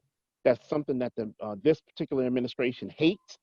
That's why they're pushing opportunity zones. Opportunity zones are good if you have the money, but it doesn't lead to permanent residency like the EB-5 investor visa programs. I wanted to point those things out and point out the contrast between what a Biden-Harris administration should be working towards in terms of economic empowerment for African immigrants, but that also comes from our congressmen and our congresswomen, as well as our senators, to be the liaisons for us to vouch in front of a Biden-Harris administration. And Stephanie, you don't have to breathe, you don't have to take a deep sigh too much, because we'll make sure that Biden and Harris get across the finish line in November, as long as we get out there and vote. So we have to do our due diligence as a people. But once they get in there, we have these conversations with them in terms of our congressional reps understanding our issues and not looking at Africa as a social justice, a cultural or security issue, but also an economic issue that can benefit their own constituency and their own communities. I think we can move forward from there. So what they're saying is that certain businesses will not be able to come back after post-COVID because they just can't afford to, some of the mom and pop shops. What is it going to take in terms of like loans, or where could we find the loans to be able to help African businesses that may be on the brink of closing for good because they just can't stay open given this time? I think one of the things we need to take a look at is, let's look at what's in our community already. We have Black banks within our community. Have we talked to those Black banks about the situations with African small mom and pop businesses? Have we talked about CDFIs? I think one of the things we need to pay attention to is some of the things and some of the institutions that exist in our community. I think we need to engage them more. From my personal experience as a president and CEO of GABA, is when I talk to some of these financial institutions, they just simply don't know what's going on because they're just not engaged, not because they don't want to be engaged. No one's ever talked to them about that. I think we need to create some type of dialogue and some educational pieces to put in place to help them understand that these people need assistance, these people need support, and so these businesses won't fall apart. I think also I think we need to move some of these businesses into the 21st century in terms of e-commerce. E-commerce plays a big role, especially in the 21st century as it pertains to the fourth industrial revolution. E-commerce is going to play a huge role in the way we do business, even in financial technology. With now you have this thing, cryptocurrencies coming into play. I mean, so I think one of the things we have to do on our end internally is start looking at things differently as a community in terms of how we do business and how we execute business within the community as in terms of services. But also I think we need an educational component to link with what already exists within our community with institutions and things, so that we can all create that ecosystem and that synergy to move us forward. Thank you so much. So my next question is for you, Diana, and this is in reference to immigration policy. So what I've witnessed at the start of campaign season, before Biden announced Harris, but just how the Biden campaign was kind of navigating, they really weren't stumping on immigration issues, right? And so they really weren't explicit about talking about DACA, DAPA, the border. And, you know, some say it's because they don't want to piss off some voters that they're trying to take from the Trump administration or the Trump support base. And then recently I just saw that Biden now introduced 2 immigration initiatives in order to appeal or patronize to the Latino voter base, right? And so if I'm an African, and I am an African, and I see that there's no explicit campaigning around immigration issues that impact me or my family or that I care about, then what is the incentive to then now go vote, right? If you're not directly speaking to my demographic, but you've now created space to speak to the Latino base. And I think before you answer, I think one of the misconceptions is that, you know, Africans are not voters. If we're naturalized, we're voters, right? We are raising, you know, children, American-born children who then become voters. And so I guess my question to you is, Diana, what is it going to take for the Biden-Harris campaign to be more appealing to the African voter? And then what policies should they address in, you know, if they win, that will do better to solve some of the issues that we've been finding in our community. Sure. That was long-winded, I'm sorry. I talk a lot. No problem, no problem. I mean, I think that Democrats tend to not be as vocal as immigration on immigration, I think because, you know, they feel like it's an issue that they don't win on. But, you know, polls have shown that the American public is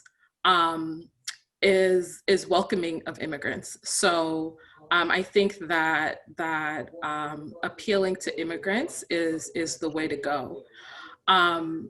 When it comes to the African immigrant population here in the US, I think that first we have to start with where we are right now and what the Trump administration has done to immigration policy here in the US. You know, he campaigned on, you know, getting illegal immigrants out of the US. But what he has really been doing and what he's really tried to do is totally change our legal immigration system and really lessen the number of immigrants who are coming into this country. And it's really had a negative impact on African immigrants. You know, African immigrants tend to come into the US as refugees and asylees. So 30% of Africans who are coming into the US are doing so as refugees and asylum seekers. The current administration has taken refugee admissions from close to 100,000 under Obama to 18,000 last year. And this is in the middle of a refugee crisis globally.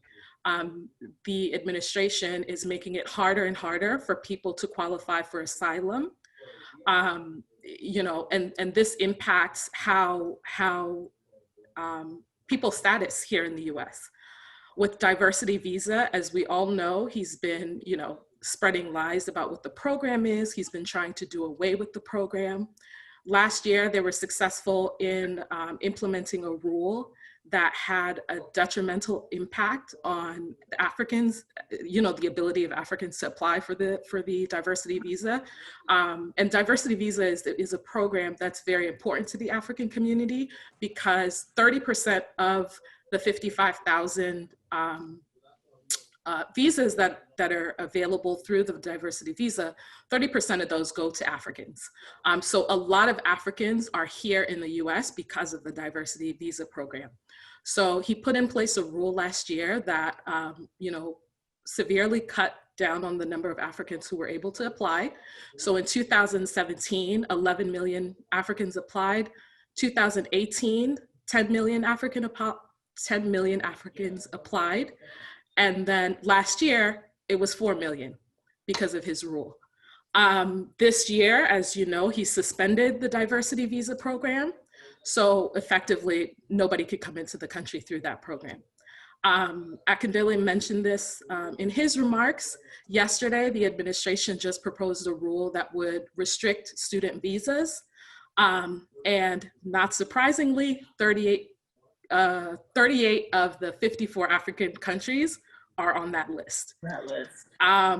You know, his policies have just had a detrimental effect on Africans being able to come into this country.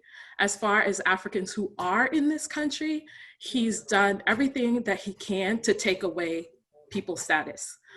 So he has terminated TPS for several countries, including Sudan.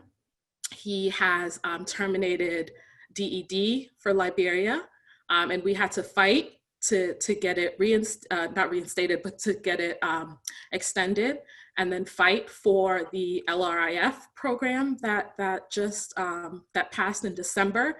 Implementation for that program has been disastrous. Of the 10,000 Liberians who are eligible for that program, only 2,000 have applied. USCIS has not done education that it needs to be doing on that program.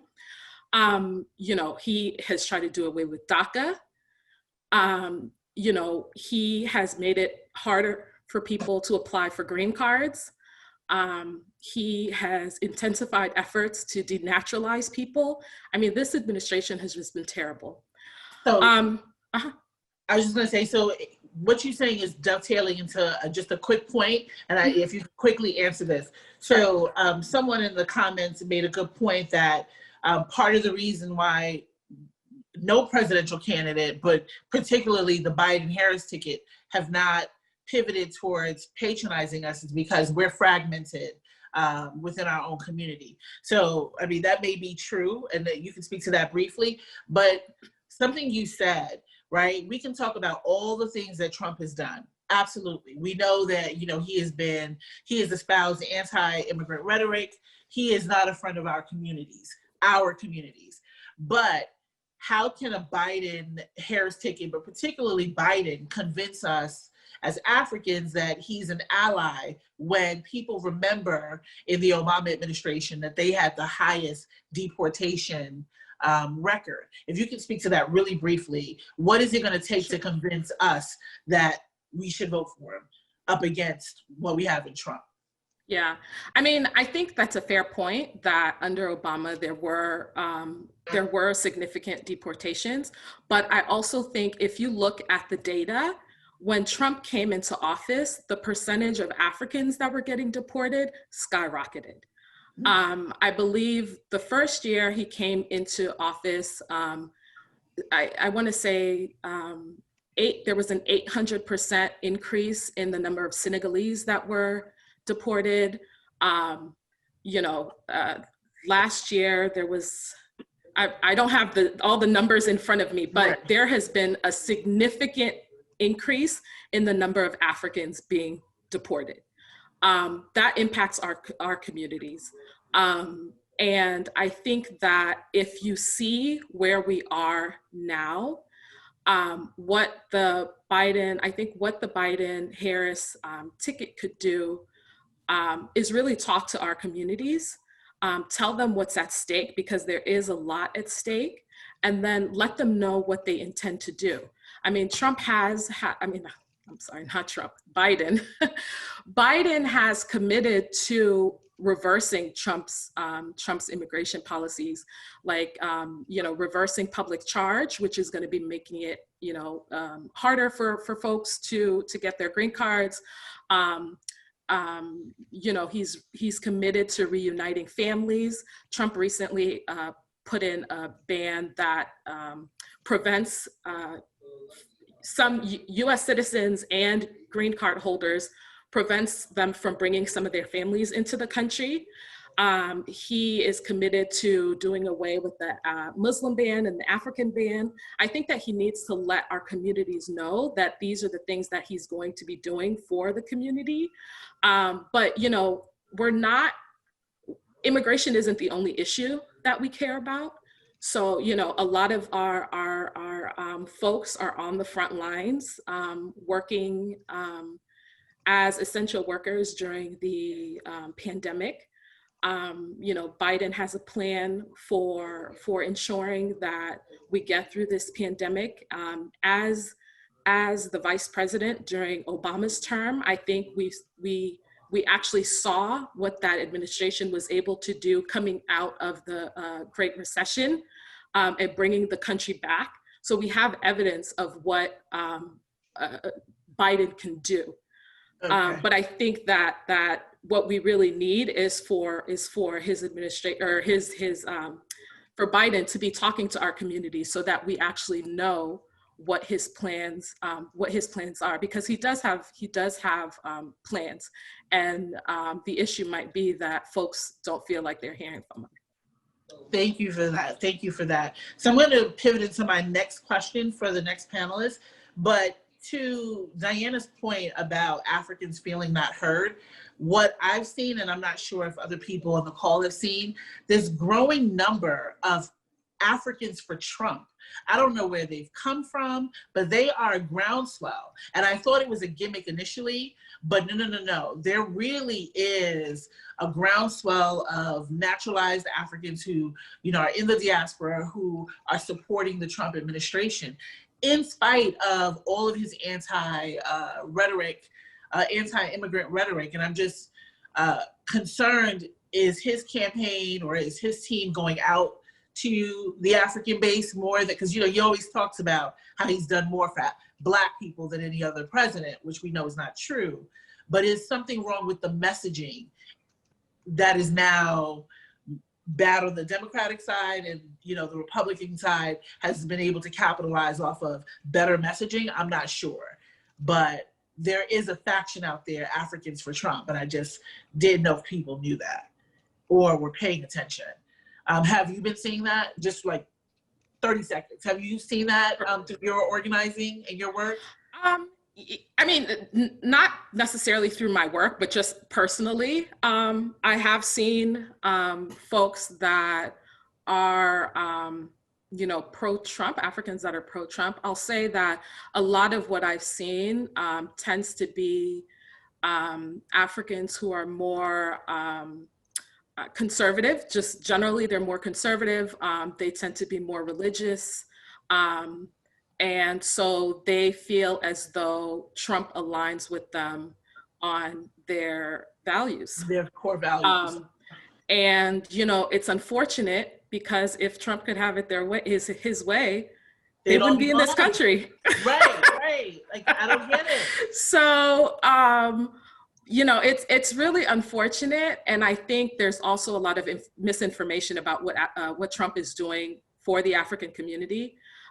So I think information and letting people know what he's really doing is what can combat some of that. Thank you for your remarks. So my next question is going to be for Fata. So what we're seeing is this new growing demographic of young African voters who are now more, I don't want to say more leftist, but they were more Bernie-crats.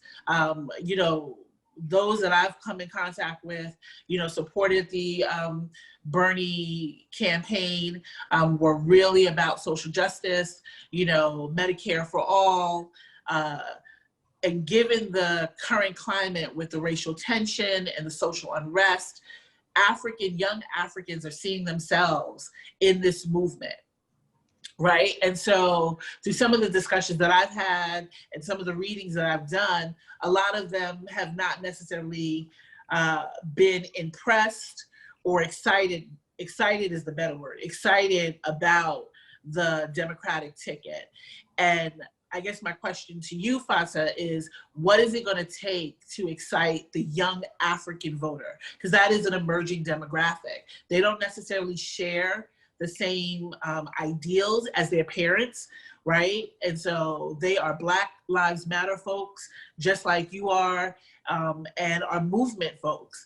And, what will it take to get them on board with this new Democratic ticket? I'll preface before I get into my argument, I guess, for why or how the administration, the Biden-Harris campaign can really touch young African voters. But I want to preface by saying, just in general, what the misunderstanding people have is like what a president should be. In general, we should talk about what a president should be, which is in the middle. You do not want a president too far left and too far right. I feel like most of the argument has been shaped on, okay, the Biden administration isn't really tackling so far left to be able to pull all of the leftists in, or he's too moderate. And it's like a president should be moderate, because a president should encompass all Americans, regardless if they're Democrat or Republican, Independent, Green Party, whatever they should be. That's what I see a leader should be. And that's the leader I think that we should aspire to have for our country. I'm sorry, I don't mean to interrupt, Fata. We do have a guest that's been trying to get on for a few moments now. We have the Honorable Michael Blake with us, and I just wanted to make some brief remarks.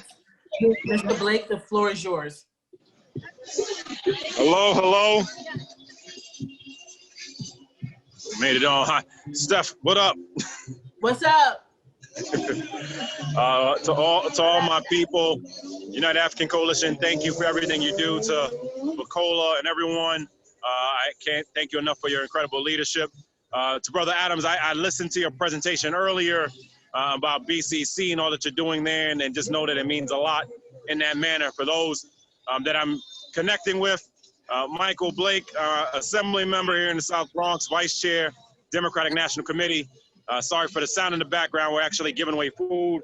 As you can see, giving out food to the community right now. And look, everybody, we have to win this election. You know, we talk about trade, we talk about healthcare, we talk about opportunities, we talk about immigration, entrepreneurship, education. It's all intertwined. And in large part, I'm doing everything I possibly can for the next 38 days to ensure victory. When we talk about the work that we did in the Obama Biden administration, I should say, from AGOA to entrepreneurship, all these things are at stake right now.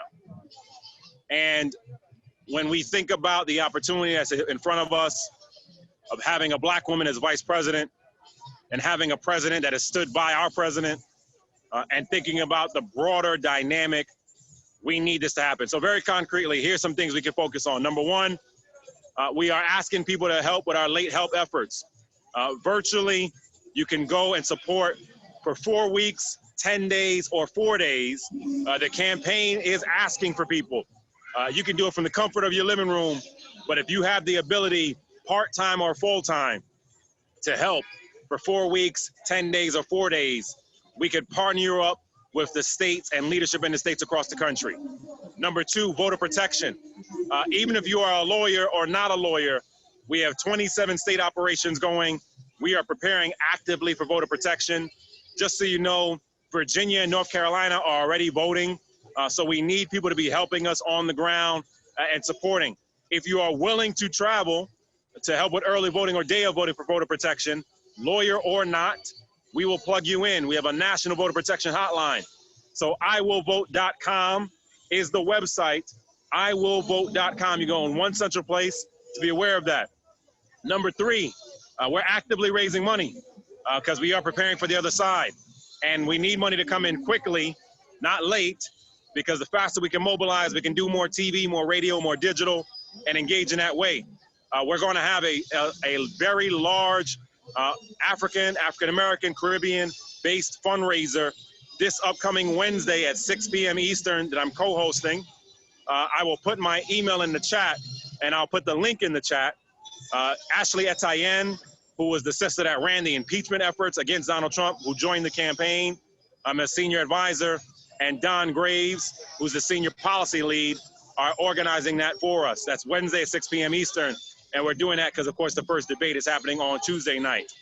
And so everybody, when we talk about what's happening, our efforts here on the ground with Little Africa, our efforts nationally with the campaign, our efforts internationally, we have 38 days to save the country.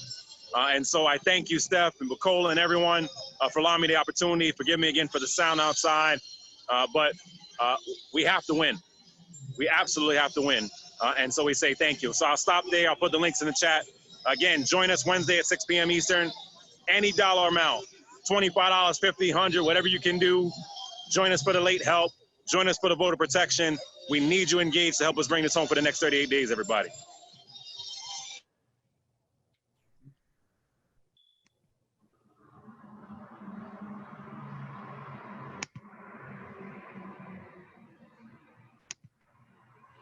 You're muted, Stephanie. I can't hear you. Sorry for the interruption for your remarks, but anything happens, especially with politicians who are on the go. So thank you for your patience. Thank you to everybody else on the call for their patience. And so if you want to continue, Fatah, if you need me to repeat the question, I will. But if not, you can go ahead. Yeah, sorry, Stephanie, can I just say something quickly? I'm so sorry, Fatah. So we're also going to go back to the Q&A for the first panel. So please bear that in mind as you continue. Thank you. Okay. Okay. Do you want me to go? Yes, absolutely. The floor is yours. Okay. I'll just go into my remarks. So basically, although Blackness is not a monolith, it's a shared experience. And young Africans living in the diaspora share a common experience of what it means to be Black in modern day America. And that shifts like the majority of the conversations we're having with one another, especially on the ground when you're talking to your friends and you're talking about even issues when it comes to equity or equality. And Africans living in the US are among one of the highest educated groups of immigrants, but education level does not triumph racism, which is the underbelly of the American experience. And I want to push back on the idea that, Africans wanting a fair and just and equal America are leftist ideals. Our drive for that is for social justice and fairness, and a justice system that is what attracted most of our families to cross the ocean to come to the United States. That is what we dream of when we talk about the American dream. And that is what we all strive for when you're talking about liberty and justice for all. And those ideas of liberty and justice for all American citizens is nonpartisan. It is one of humanitarian lens. And in terms of like Black Lives Matter and the movement of young Africans, or the involvement of young Africans in the movement, is a reality that we face every day. From microaggressions in the workplace to being followed around in stores, interactions with the police. If I always say this, like if the KKK was coming to hang all Black people today, they will not separate Africans from African Americans, Caribbeans. They will. It's Black, and Black is just being categorized in that category. And not only are we in solidarity, but we experience these same things that is crucial for us to be involved, like Michael Blake said. And we have to acknowledge the fact that Africans profit from the sacrifices of African Americans who have made ways in terms of like the civil rights movement, in terms of the Immigration Act. And so it's important that we are in this fight and we're invested in this fight. Also, we must acknowledge the idea that African immigrants being deemed as like the model Black and the issues that have caused a division in the Black community. But at the end of the day, Black is Black. And we must be at the forefront when it comes to issues that affect our community. In terms of not necessarily free, but affordable healthcare for all. Most young Africans have their parents who are essential workers, or they are essential workers. We talked about that earlier. During COVID, we addressed that with the earlier panelists. We've seen the lack of care for the system, for our communities. And our communities have been highly affected by COVID. And when our families are talking about, the differences between where we're from or where our parents grew up and why we came to the US, access to affordable healthcare is an important topic or conversation that is being discussed. And so it's really important that we center our conversations around issues and our values of why it's important, ideals, and what really leans Africans left or wanting to be Democrats, especially young Africans. These are issues that affect us every day. Diana already talked about immigration policy, but also small business policies, right? We have a majority of our community, you already gave the numbers, I'm not gonna go into that, that are affected by COVID due to the pandemic. We've seen a lot of businesses shut down. We've seen a lot of businesses that didn't have PPP, a lot of businesses that didn't have funding. And so it's very important that we have conversations about access to funding, such as grants, and also the conversation that minorities are now really being brought up into the business conversation. And Africans really need to be centered in that conversation to be like, okay, we have economic power. Well, how are we really exercising this to be political power? That transition is very crucial for us in our community to say that we want a place at the table or want a seat at the table when we are talking about policy making or decision making. And the conversations such as, pay equity or equal pay or job security are issues not only for our community, but it's a conversation that all Americans face in general.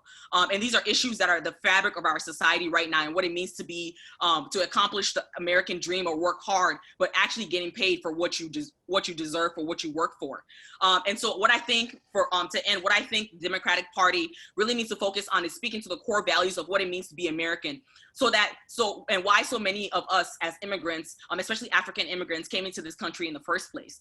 From the issues of, we talk about immigration reform, newly naturalized citizens. It's very important that we center these conversations around things like Social Security, healthcare, social justice, and more.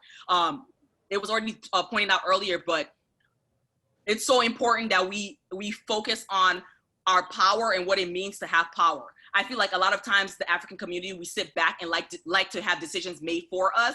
But right now it's very important that we see ourselves reflected in the decisions being made on behalf of our community. When I worked for the 2016 election cycle for Obama for America, when I worked for 2016 for Hillary for America, there was not an African diaspora for Biden. There was no committee that was focused on, or African diaspora for Hillary or African diaspora for Biden. There was no really ethnic community that was focused on addressing issues or bringing us to the table to have people speak on behalf of our community. And right now we have that place, and it's so important that we really build that network and really support each other instead of addressing just like the fragmented issues that happen in our community.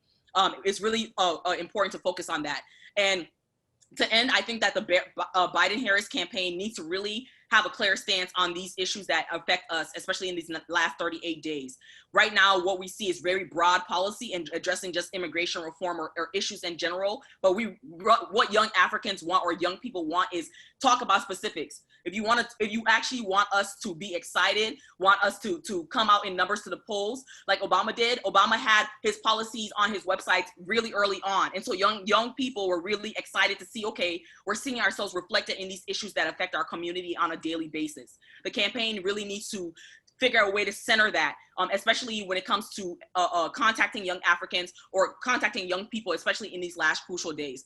And like I said, talking about issues like police brutality or talking about issues like healthcare reform, those are issues that just not plague our community, that plagues a lot of communities in general. So we have to be clear about the lack of adequate solutions to the issues that our community is facing. And so that's where the Biden-Harris campaign can really separate itself from the current administration in these last days. And honestly, what I think is that young people right now, we know that we have to vote, because we know that what is at stake. It's not that young people are not trying to vote or don't feel like they need to vote. We know what is at stake. The issue is that we feel like we're not being reflected in the decision making. And so even the Democratic establishment needs to stop pushing young Africans or young voters to say that there's too progressive for the system, and being able to actually include them in the decision making to come up with a solution that is moderate enough that works for all of the parties that are involved, or else you're going to start creating a separate party that is going to be focused on more progressive issues that's going to separate itself from the Democratic establishment.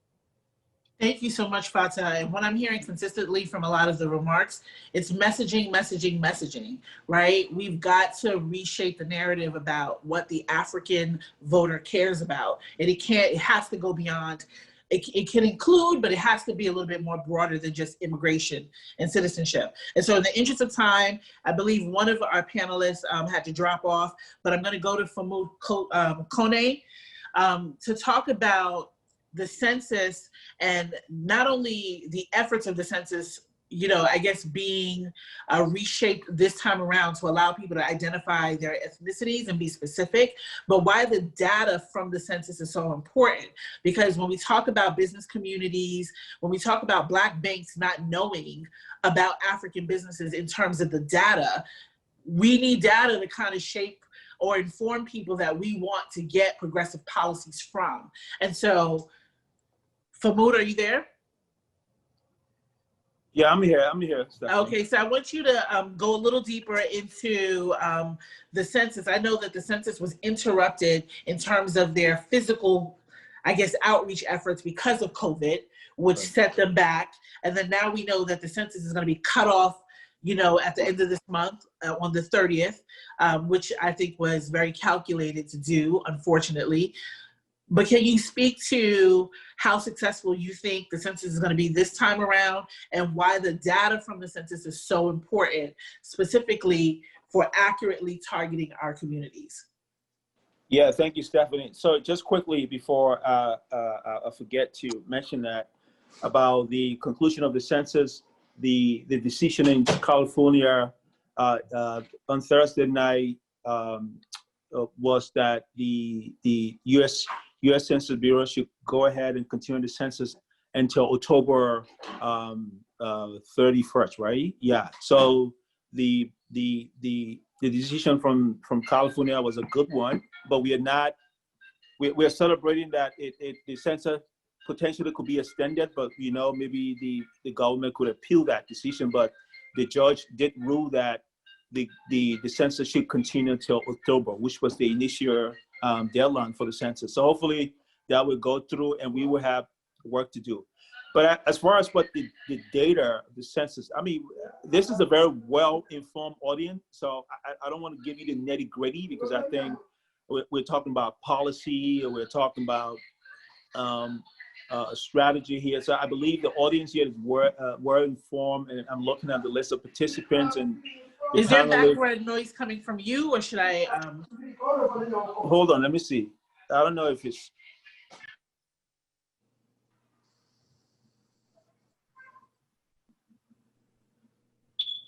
Okay. Is it okay? Is it okay now? Is It's it perfect. me?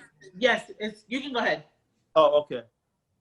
Yeah. So I think I shouldn't be focusing on the nitty-gritty. I should just be talking about potentially what we here as a team, because the way I see it, I think all of us here are ambassadors within our respective community. And I want to say all of you too are also ambassador for the census. The data, as you all know, with all the different allocations that are made with the census data in terms of housing, immigration, schools, and all of that, we all know the data is very important for those allocations. But in New York City, what we've done specifically in terms of encouraging ethnicity in the African community is we invested significantly in the census. And this was historic. The city have never done this before. We invested $20 million into community-based organizations in the city of New York to use them as credible ambassador to recruit their respective community. About 100 and some more organizations apply for this. But I'm proud to announce that 6 African organizations got about $500,000 to directly mobilize Africans in the city to participate. And we've had significant increase of Africans in the census. We haven't given up yet because we still got, 4 or 5 more days to go. But the strategy worked. Initially, we had a comprehensive strategy to go out and get the entire city counted. As I said earlier, our self-response rate last 10 years was 62%. And the mayor didn't want our response rate to be that number. He wanted it to be higher. So he went ahead and created our office. Right now, even with the pandemic, we are at 62%. Our self-response rate in the city of New York is at 62%, with the pandemic. So I think our strategy worked. If we hadn't had the pandemic, we would have maxed that number. But as far as the African community is concerned, you know, New York City has the largest concentration of Africans throughout this nation, right? And we believe that whatever strategy we implement in the city of New York will be replicated by other predominant African cities around the country. So our CCF, the Complete Count Fund that invested $20 million into the city, attracted many community-based organizations, and 6 of these organizations were Africans: Yankasa, Setiatu, African Community Together, Congolese Alliance, United Malian Associations, and Setiatu. These are 6 prominent African organizations that I've worked with, and we created something called the African Census Coalition. We worked together as a team because we didn't want to overlap our effort. We wanted to make sure we get the city entire population counted. This has never been done anywhere in the country, and the model we created as the New York City African Coalition has not been done anywhere in the country as well. But we needed to do that for a city that had the largest concentration of Africans. And right now, we still want to encourage the African community to participate. We have seen significant increase in African participation in the Bronx, where you have the largest concentration of Africans. We've seen it in Manhattan, in the Harlem area, where you have a great number of Africans as well, and in Staten Island. Staten Island, as a matter of fact, has the highest self-response rate in the city of New York. So the city African community has been really responsive to the census, but we think there are plenty of other Africans that have not self-responded to the census, and we are encouraging them to do that, because as some of the things you guys have talked about, policy, in terms of policy on housing, policy on immigrations, all of these things are determined by census data. And we have told our community that they need to respond, because we need to make our city count so that we can get the funding that we need. And the analogy I give people all the time is that the census is like this party that everyone is going to, and And we Africans, typically, we don't like to RSVP, but we've been told to RSVP to this party, but we don't want to RSVP to the party, but we want to go to the party. And so 100 people RSVP to the party host made allocation for 100 people, 100 plate, like reach 100 plate with jollof rice and chicken and all of that. And then another 50 people decided, no, I'm not going to RSVP, I'm just going to show up.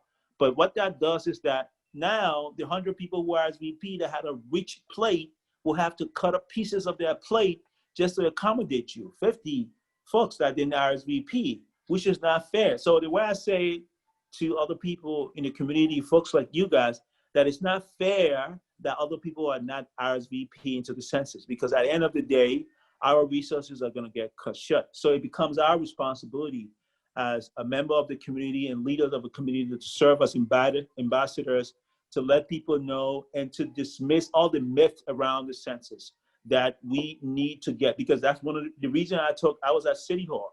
I took the census job because I felt that the African community and the immigrant community was one of the undercounted community. I wanted to make sure we make an impact, we get our folks counted, and I decided to take the job on. And I'm glad we've done significant effort in getting people to self-respond, but there's plenty to be done in the last 5 days. We still can encourage everyone on this call, please be an ambassadors in your respective city. You're all ambassadors in your respective community. Encourage your folks in your community to do the census, especially the African community. We need to encourage them, because the way I see our success in responding to the census will be a function of our success in November 3rd. All right, so I'll end with that. Thank you so much, Famoud, for that. And our last panelist is going to discuss voter suppression. And so the reason why I chose to have, Ms. Uftu and Famoud to go last is because more of what they had to talk about was data rich. And so this is for you, Nsé. This election is being touted as one of the most contentious elections by far. I mean, given just the fact that it's a presidential election, the census is going on, and then we have all this racial tension going on. And then we have a current administration that's also fueled a lot of the racial conversation, right? Maybe not explicitly, but through implicit, policies and maybe no, even explicit policies. And so I am just concerned about, can you speak to the restrictive practices that you see going on to scare voters from actually turning out? I know that states have made accommodations to have early voting, right? And some people, the reality is they're gonna wait till November 3rd. Some people are not gonna mail in their ballot. Some people are not gonna go do early voting. Some people have been scared away. And so can you speak to what work that you're doing, but what you've been hearing in terms of myths and restrictive practices to scare voters, particularly immigrant voters? Right.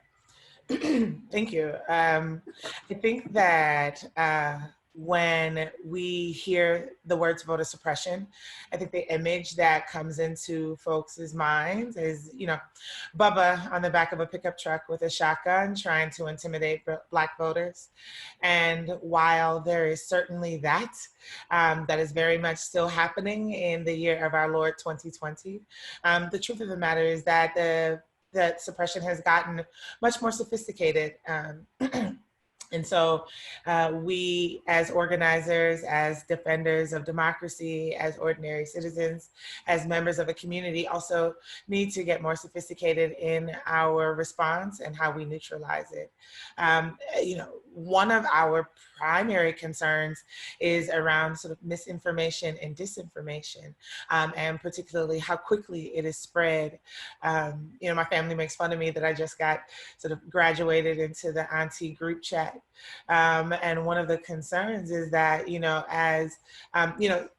so the way that misinformation and disinformation works is that it's designed to distract, to dismay, to discourage. And so it works to leverage the sort of love and care and trust that we have in our communities. So if an auntie or somebody that you trust or just in community with posts something, it's designed to stoke outrage and to sow the seeds of fear. And many times it's not based in fact or reality. And so Black voters, young voters, new Americans are often the primary targets for misinformation and disinformation from bad actors, both foreign and domestic. I think a lot was made about the 2016 elections and the role that Russia played in sowing the seeds of misinformation and disinformation, and, you know, creating memes that, you know, disparage Secretary Clinton, that got shared widely in our WhatsApp groups, in the group me's, on Facebook, etc. And so one of the ways that we're working to combat that is to do, you know, digital media literacy, but, you know, some basic things that people can do to, you know, check the date, check the source, etc. But also just making sure that folks recognize that we all have the power, that if we're informed, to combat that disinformation by not retweeting and reposting and saying, look at these lies, but making sure that you position yourself as a trusted messenger, that we are combating the way that we neutralize it, neutralize the impact is by putting factual information out. Again, the algorithms on a lot of these social media platforms don't really care if you retweet and say this is a lie. You've already done the retweet, so you are a part of the disinformation machine and you're amplifying it. Right. I think that we're talking about the attack on the postal service, right? And it's not just about vote by mail and mail service, but it's also, you know, people get their medications during via postal service, et cetera. And so delaying the time in which people can get an absentee ballot, and then delaying the time that the counties can get it so that it can be counted, is a problem and is a part of a larger voter suppression effort. I think that, you know, I will say that the President of the United States, as well as the press secretary, White House press secretary, and several other people are a part of a large campaign to sow the seeds of confusion, fan the flames of fear, and make people ignore the power that we have. And I think that, you know, so if I'm to leave anyone with a message in this particular moment, it is that we are so powerful that, you know, they're working very hard to distract, to dismay, to discourage, to prevent people from participating in our elections. And we have to do everything that we can to resist that. Thank you. And so just really quickly, just as a follow-up, and then I'm going to transition it over to my colleague. So, you know, with voter suppression, I'm just wondering, given the fact that we're in a pandemic, and so, you know, the ballot won't be counted that night, like we won't know on election night, potentially who's going to be the president. What is going to be in place? What resources are going to be in place to make sure that this election is not stolen? I mean, I remember the Gore election, what happened in Florida. And so that scares me. And then can you speak to provisional ballots? Because when people are not on their roll, they get to sign a provisional ballot. But are those ballots will they be counted in time to contribute to the count? I mean, I don't know. So, I mean, what I will tell you is that in states all across the country, secretaries of state, county board of election officials, there are tons of people who are bad actors and are not to be trusted with maintaining our democracy. That what you are seeing right now is happening. This is real. The president refusing to concede is a real possibility. He has told you that, you know, he's not going to leave without a fight. And so one of the ways I think that we can challenge that is to have overwhelming participation in our elections. Until we can change the people who are responsible for counting our votes, until we can change our president and our secretaries of state, we have to have historic levels of participation to make sure that the will of the people, the will of the voters, is clear and it's loud and it's undeniable. Number one. Number two, you know, we are working with a nonpartisan coalition, that we being the New Georgia Project Action Fund. It's the organization that I work with, but, you know, between I Will Vote, the voter protection teams that are stood up by the DNC, the Lawyers Committee for Civil Rights and the ACLU, like election protection and voter protection is on deck right now. And so there are tons of ways for people to plug in as a part of a state and local effort or as a part of a national effort. And yes, provisional ballots do count. Now, I would encourage you to fight like hell to make sure that you are given a regular ballot. If you are eligible to vote, then you should be given a regular ballot. And getting a provisional ballot is better than nothing, but I would encourage you to not let them, because the challenge with provisional ballots is that in most jurisdictions, you file a provisional ballot and then you have to go back within the next 3 days to fix whatever was wrong that led them to giving you a provisional ballot. So if they're saying that you're not on the voter rolls, you have 3 days to prove that you are. Right? If they're saying that you're not a citizen, you have 3 days to prove that you are, right? And so, I know how hard it is to get people to go out to vote once. So getting people to go out 2 and 3 times is a task of epic proportions. Not saying that it can't be done, but if you have influence or you have the ear of fellow voters, then I would encourage you not to be moved, to plant your feet, to demand that you get a regular ballot if you think that you are eligible for a regular ballot. Thank you so much for that. I mean, and I guess the goal of voter suppression is to inconvenience voters in such a way that you don't want to go back to the poll, right? And, Obama talked about voting can't be a matter of convenience for us. We have to take the day off if necessary because it's the priority. So thank you so much for your time. I want to thank all of the panelists for the second panel for all of your remarks on these issues. I mean, if there were any, takeaways that I had from the remarks, one is that messaging from the Biden-Harris campaign has to be shaped to include issues that are important to Africans. We've got to see ourselves reflected in the policies, period, beyond immigration and citizenship. Also, we have to be ambassadors in our communities around the census and talking about why it's important that resources that are, selected for us are for us. And so that means that everybody has to go out and fill out the census. The second thing is voter protection, ensuring that, that we don't retweet, bad messages. I'm guilty of that, right? I'm always, and all Africans stay on WhatsApp. So that's danger waiting to happen because we retweet and share a lot of bad messages through WhatsApp. And then lastly, in terms of business, again, messaging has to be sent to Black banks and other resources so they understand the need of the African business in terms of resources and funding. So thank you again. I am going to turn over this portion of the program to my colleague, Bukola Shinoka. Thank you, guys. Thank you so much, Stephanie. Excellent. And kudos to the team, the panelists on domestic policy. Wealth of information. We really appreciate you guys coming on and talking to our listeners. Now, we'll go back to the first part of the discussion, the first panel discussion, which was on the U.S.-Africa Trade and Economic Development Policy. And these are my questions to the panelists. And my questions are, what policy recommendation would you recommend to the Biden-Harris ticket to facilitate and improve trade between Africa and the United States? That's question number one. I'm going to repeat that question. What policy recommendations would you recommend to the Biden-Harris ticket to facilitate and improve trade between Africa and the United States?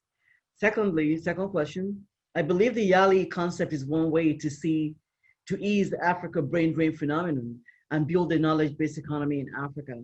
How can the Biden-Harris formalize this concept in terms of a legislative policy?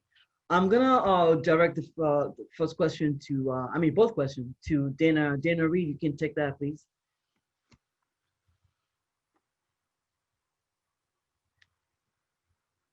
Yeah, you're on mute, I think. Okay. Sorry, okay. Yeah, thank you. So from my perspective, I don't have a written policy. Hopefully that will be a product of this. But policies need to be inclusive of capital.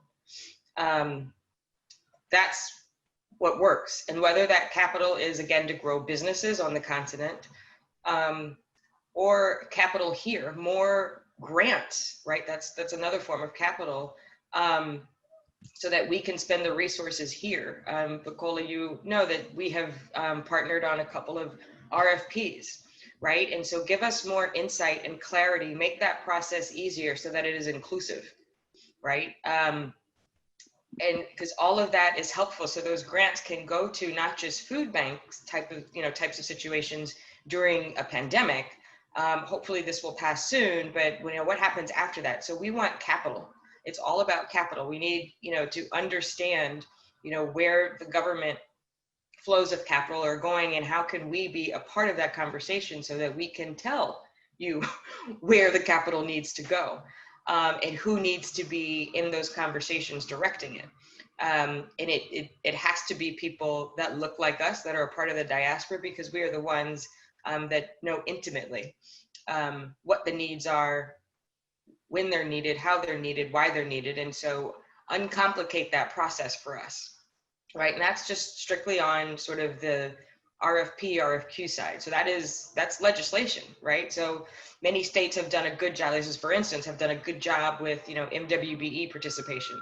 I'd like to see something like that for the diaspora, right? Not just minorities, but let's have specific for, Africans and African Americans in the diaspora, so that we can it'll be easier for us to work together and to partner together. Because again, if, when we've when we have the diaspora working together, the numbers and the intellect and everything else becomes that much more powerful, which could be why it hasn't happened yet.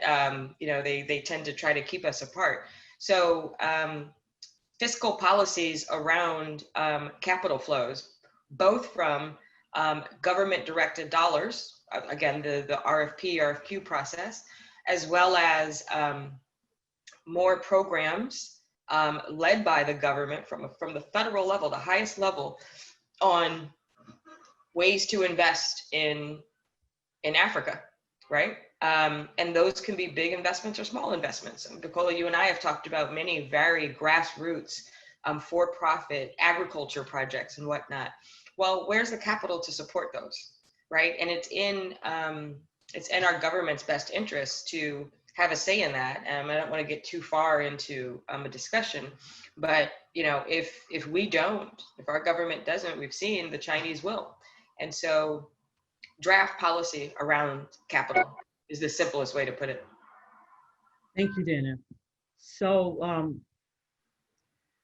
Jean Adams and Stephanie, you guys have done tremendous work in international education. So my question to you is along the same line. Education is the best equalizer, right? And considering the amount of the knowledge base of African immigrants, the talent, how do you see these in terms of policy? How do you feel in the areas that you have worked?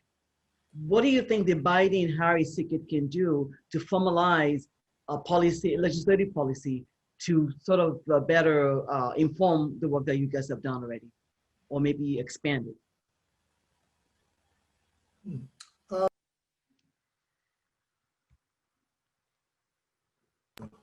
Well, I mean, I think in the area of education, I mean, there's always pathways. I mean, that's the beautiful thing about education, that it's very fluid. And I think that if I had the opportunity to invest in African education, I would start by investing in African education that's already in the United States. We have hundreds of thousands of very young millennial young people at countless universities who are looking to go back home.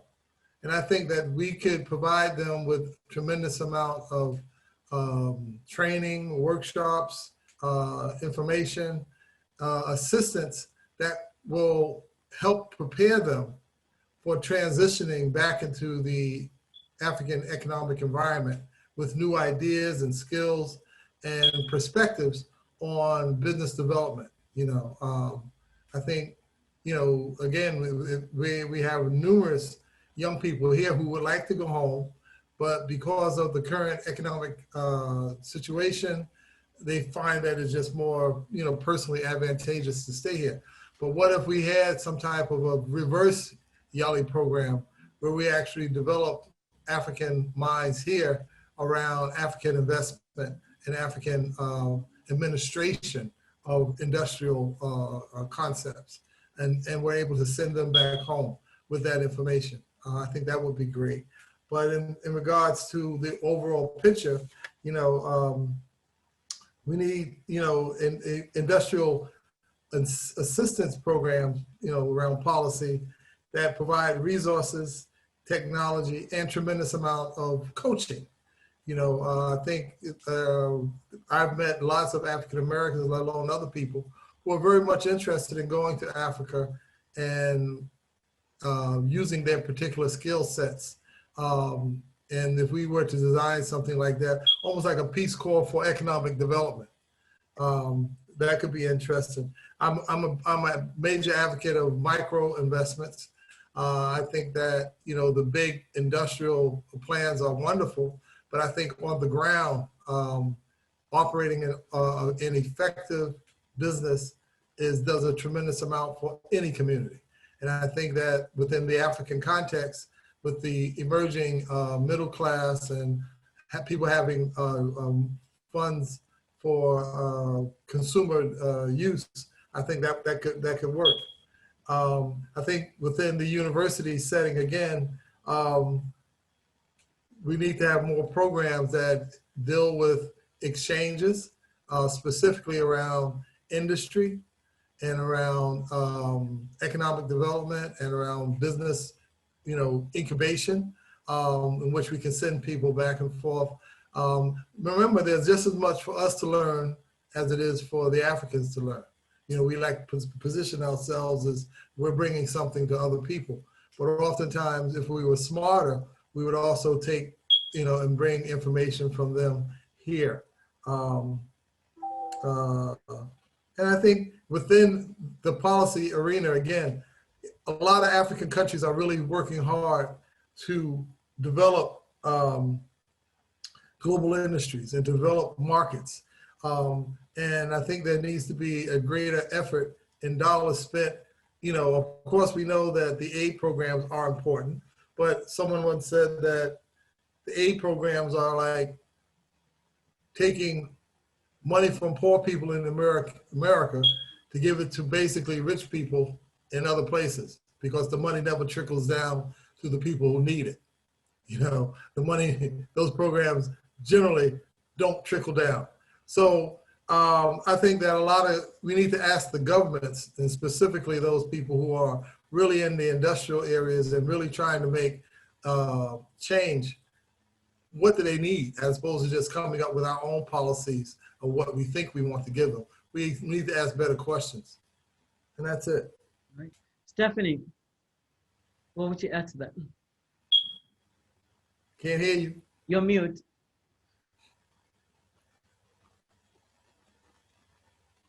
Can't hear you.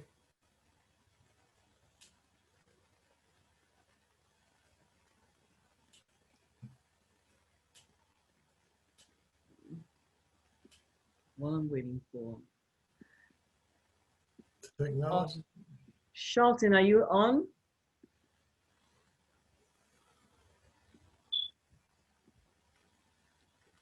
Hello?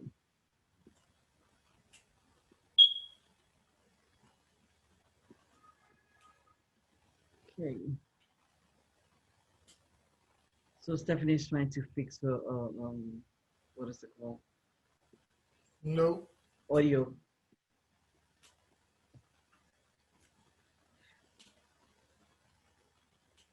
Okay, because I don't see anyone else on the U.S. trade policy.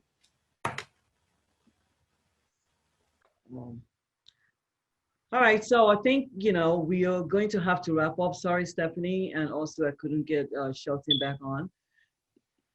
All right, so thank you so much, guys, for joining us. So the whole idea here is to collate some of these recommendations that, you know, the talking points have a lot of, is loaded with, you know, ideas and recommendations on the domestic policy in terms of what Africans want to hear from the Biden-Harris ticket.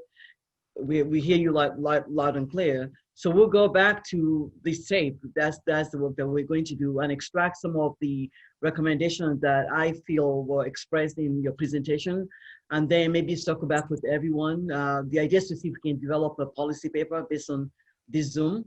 And also, I mean, we're looking to get out the vote in New York City. At least we're in New York City for our community. I've been a part of the census drive since December up until now, and we have turned a lot of our people to get counted. So we're also driving them to make sure they get to the poll, they get counted. Especially if you have any 18-year-old in your community or your family members that are 18, that just turned 18 this year in the US, that number of registered voters in the African community is very low. So that's one of the things that United African Coalition is embarking on, to get out there and get out the vote. I would say thank you again for coming, and you can join us, become a member of United African Coalition at www.unitedafricancoalition.org. And in my own capacity as the executive director of this organization, I see a lot of resource here that came to this panel discussion, and we're looking to continue connecting with you to be part of our discussion, be part of our board, whether advisory board or board members, because the talent that are here today, we couldn't really pay for if we had to go and source people. So we're really grateful that you're able to join us. Charles, are you still on? Would you like, Charles is our chairman of United African Coalition. Charles, any closing thoughts from you, if you can hear me? Okay, otherwise, Stephanie, any Thank you. I just want to say thank you to all the panelists, and I just want to echo something I heard from Congresswoman Ayanna Pressley, that the Biden-Harris ticket, a lot of people are, I guess, are not as enthused, and so it's like a hard lifting to convince people why this ticket matters. I see the Biden-Harris ticket as the door, not necessarily the destination. We need allies that we're going to be able to negotiate policy with. So once we get through that door, and then we, work very closely with the administration to turn out things that we need for the African community. So with that in mind, I am a supporter of the Biden-Harris ticket, and I hope you are too. And, let's make this happen. Thank you so much for being on the panel. Thank you to Ellington Arnold, and thank you to Dr. Barry Williams for joining us. For you guys an honor. Thank you. All right, have a good evening, everyone, from wherever you're joining, and thank you. Have a good one. All right, bye. Thank you. Bye.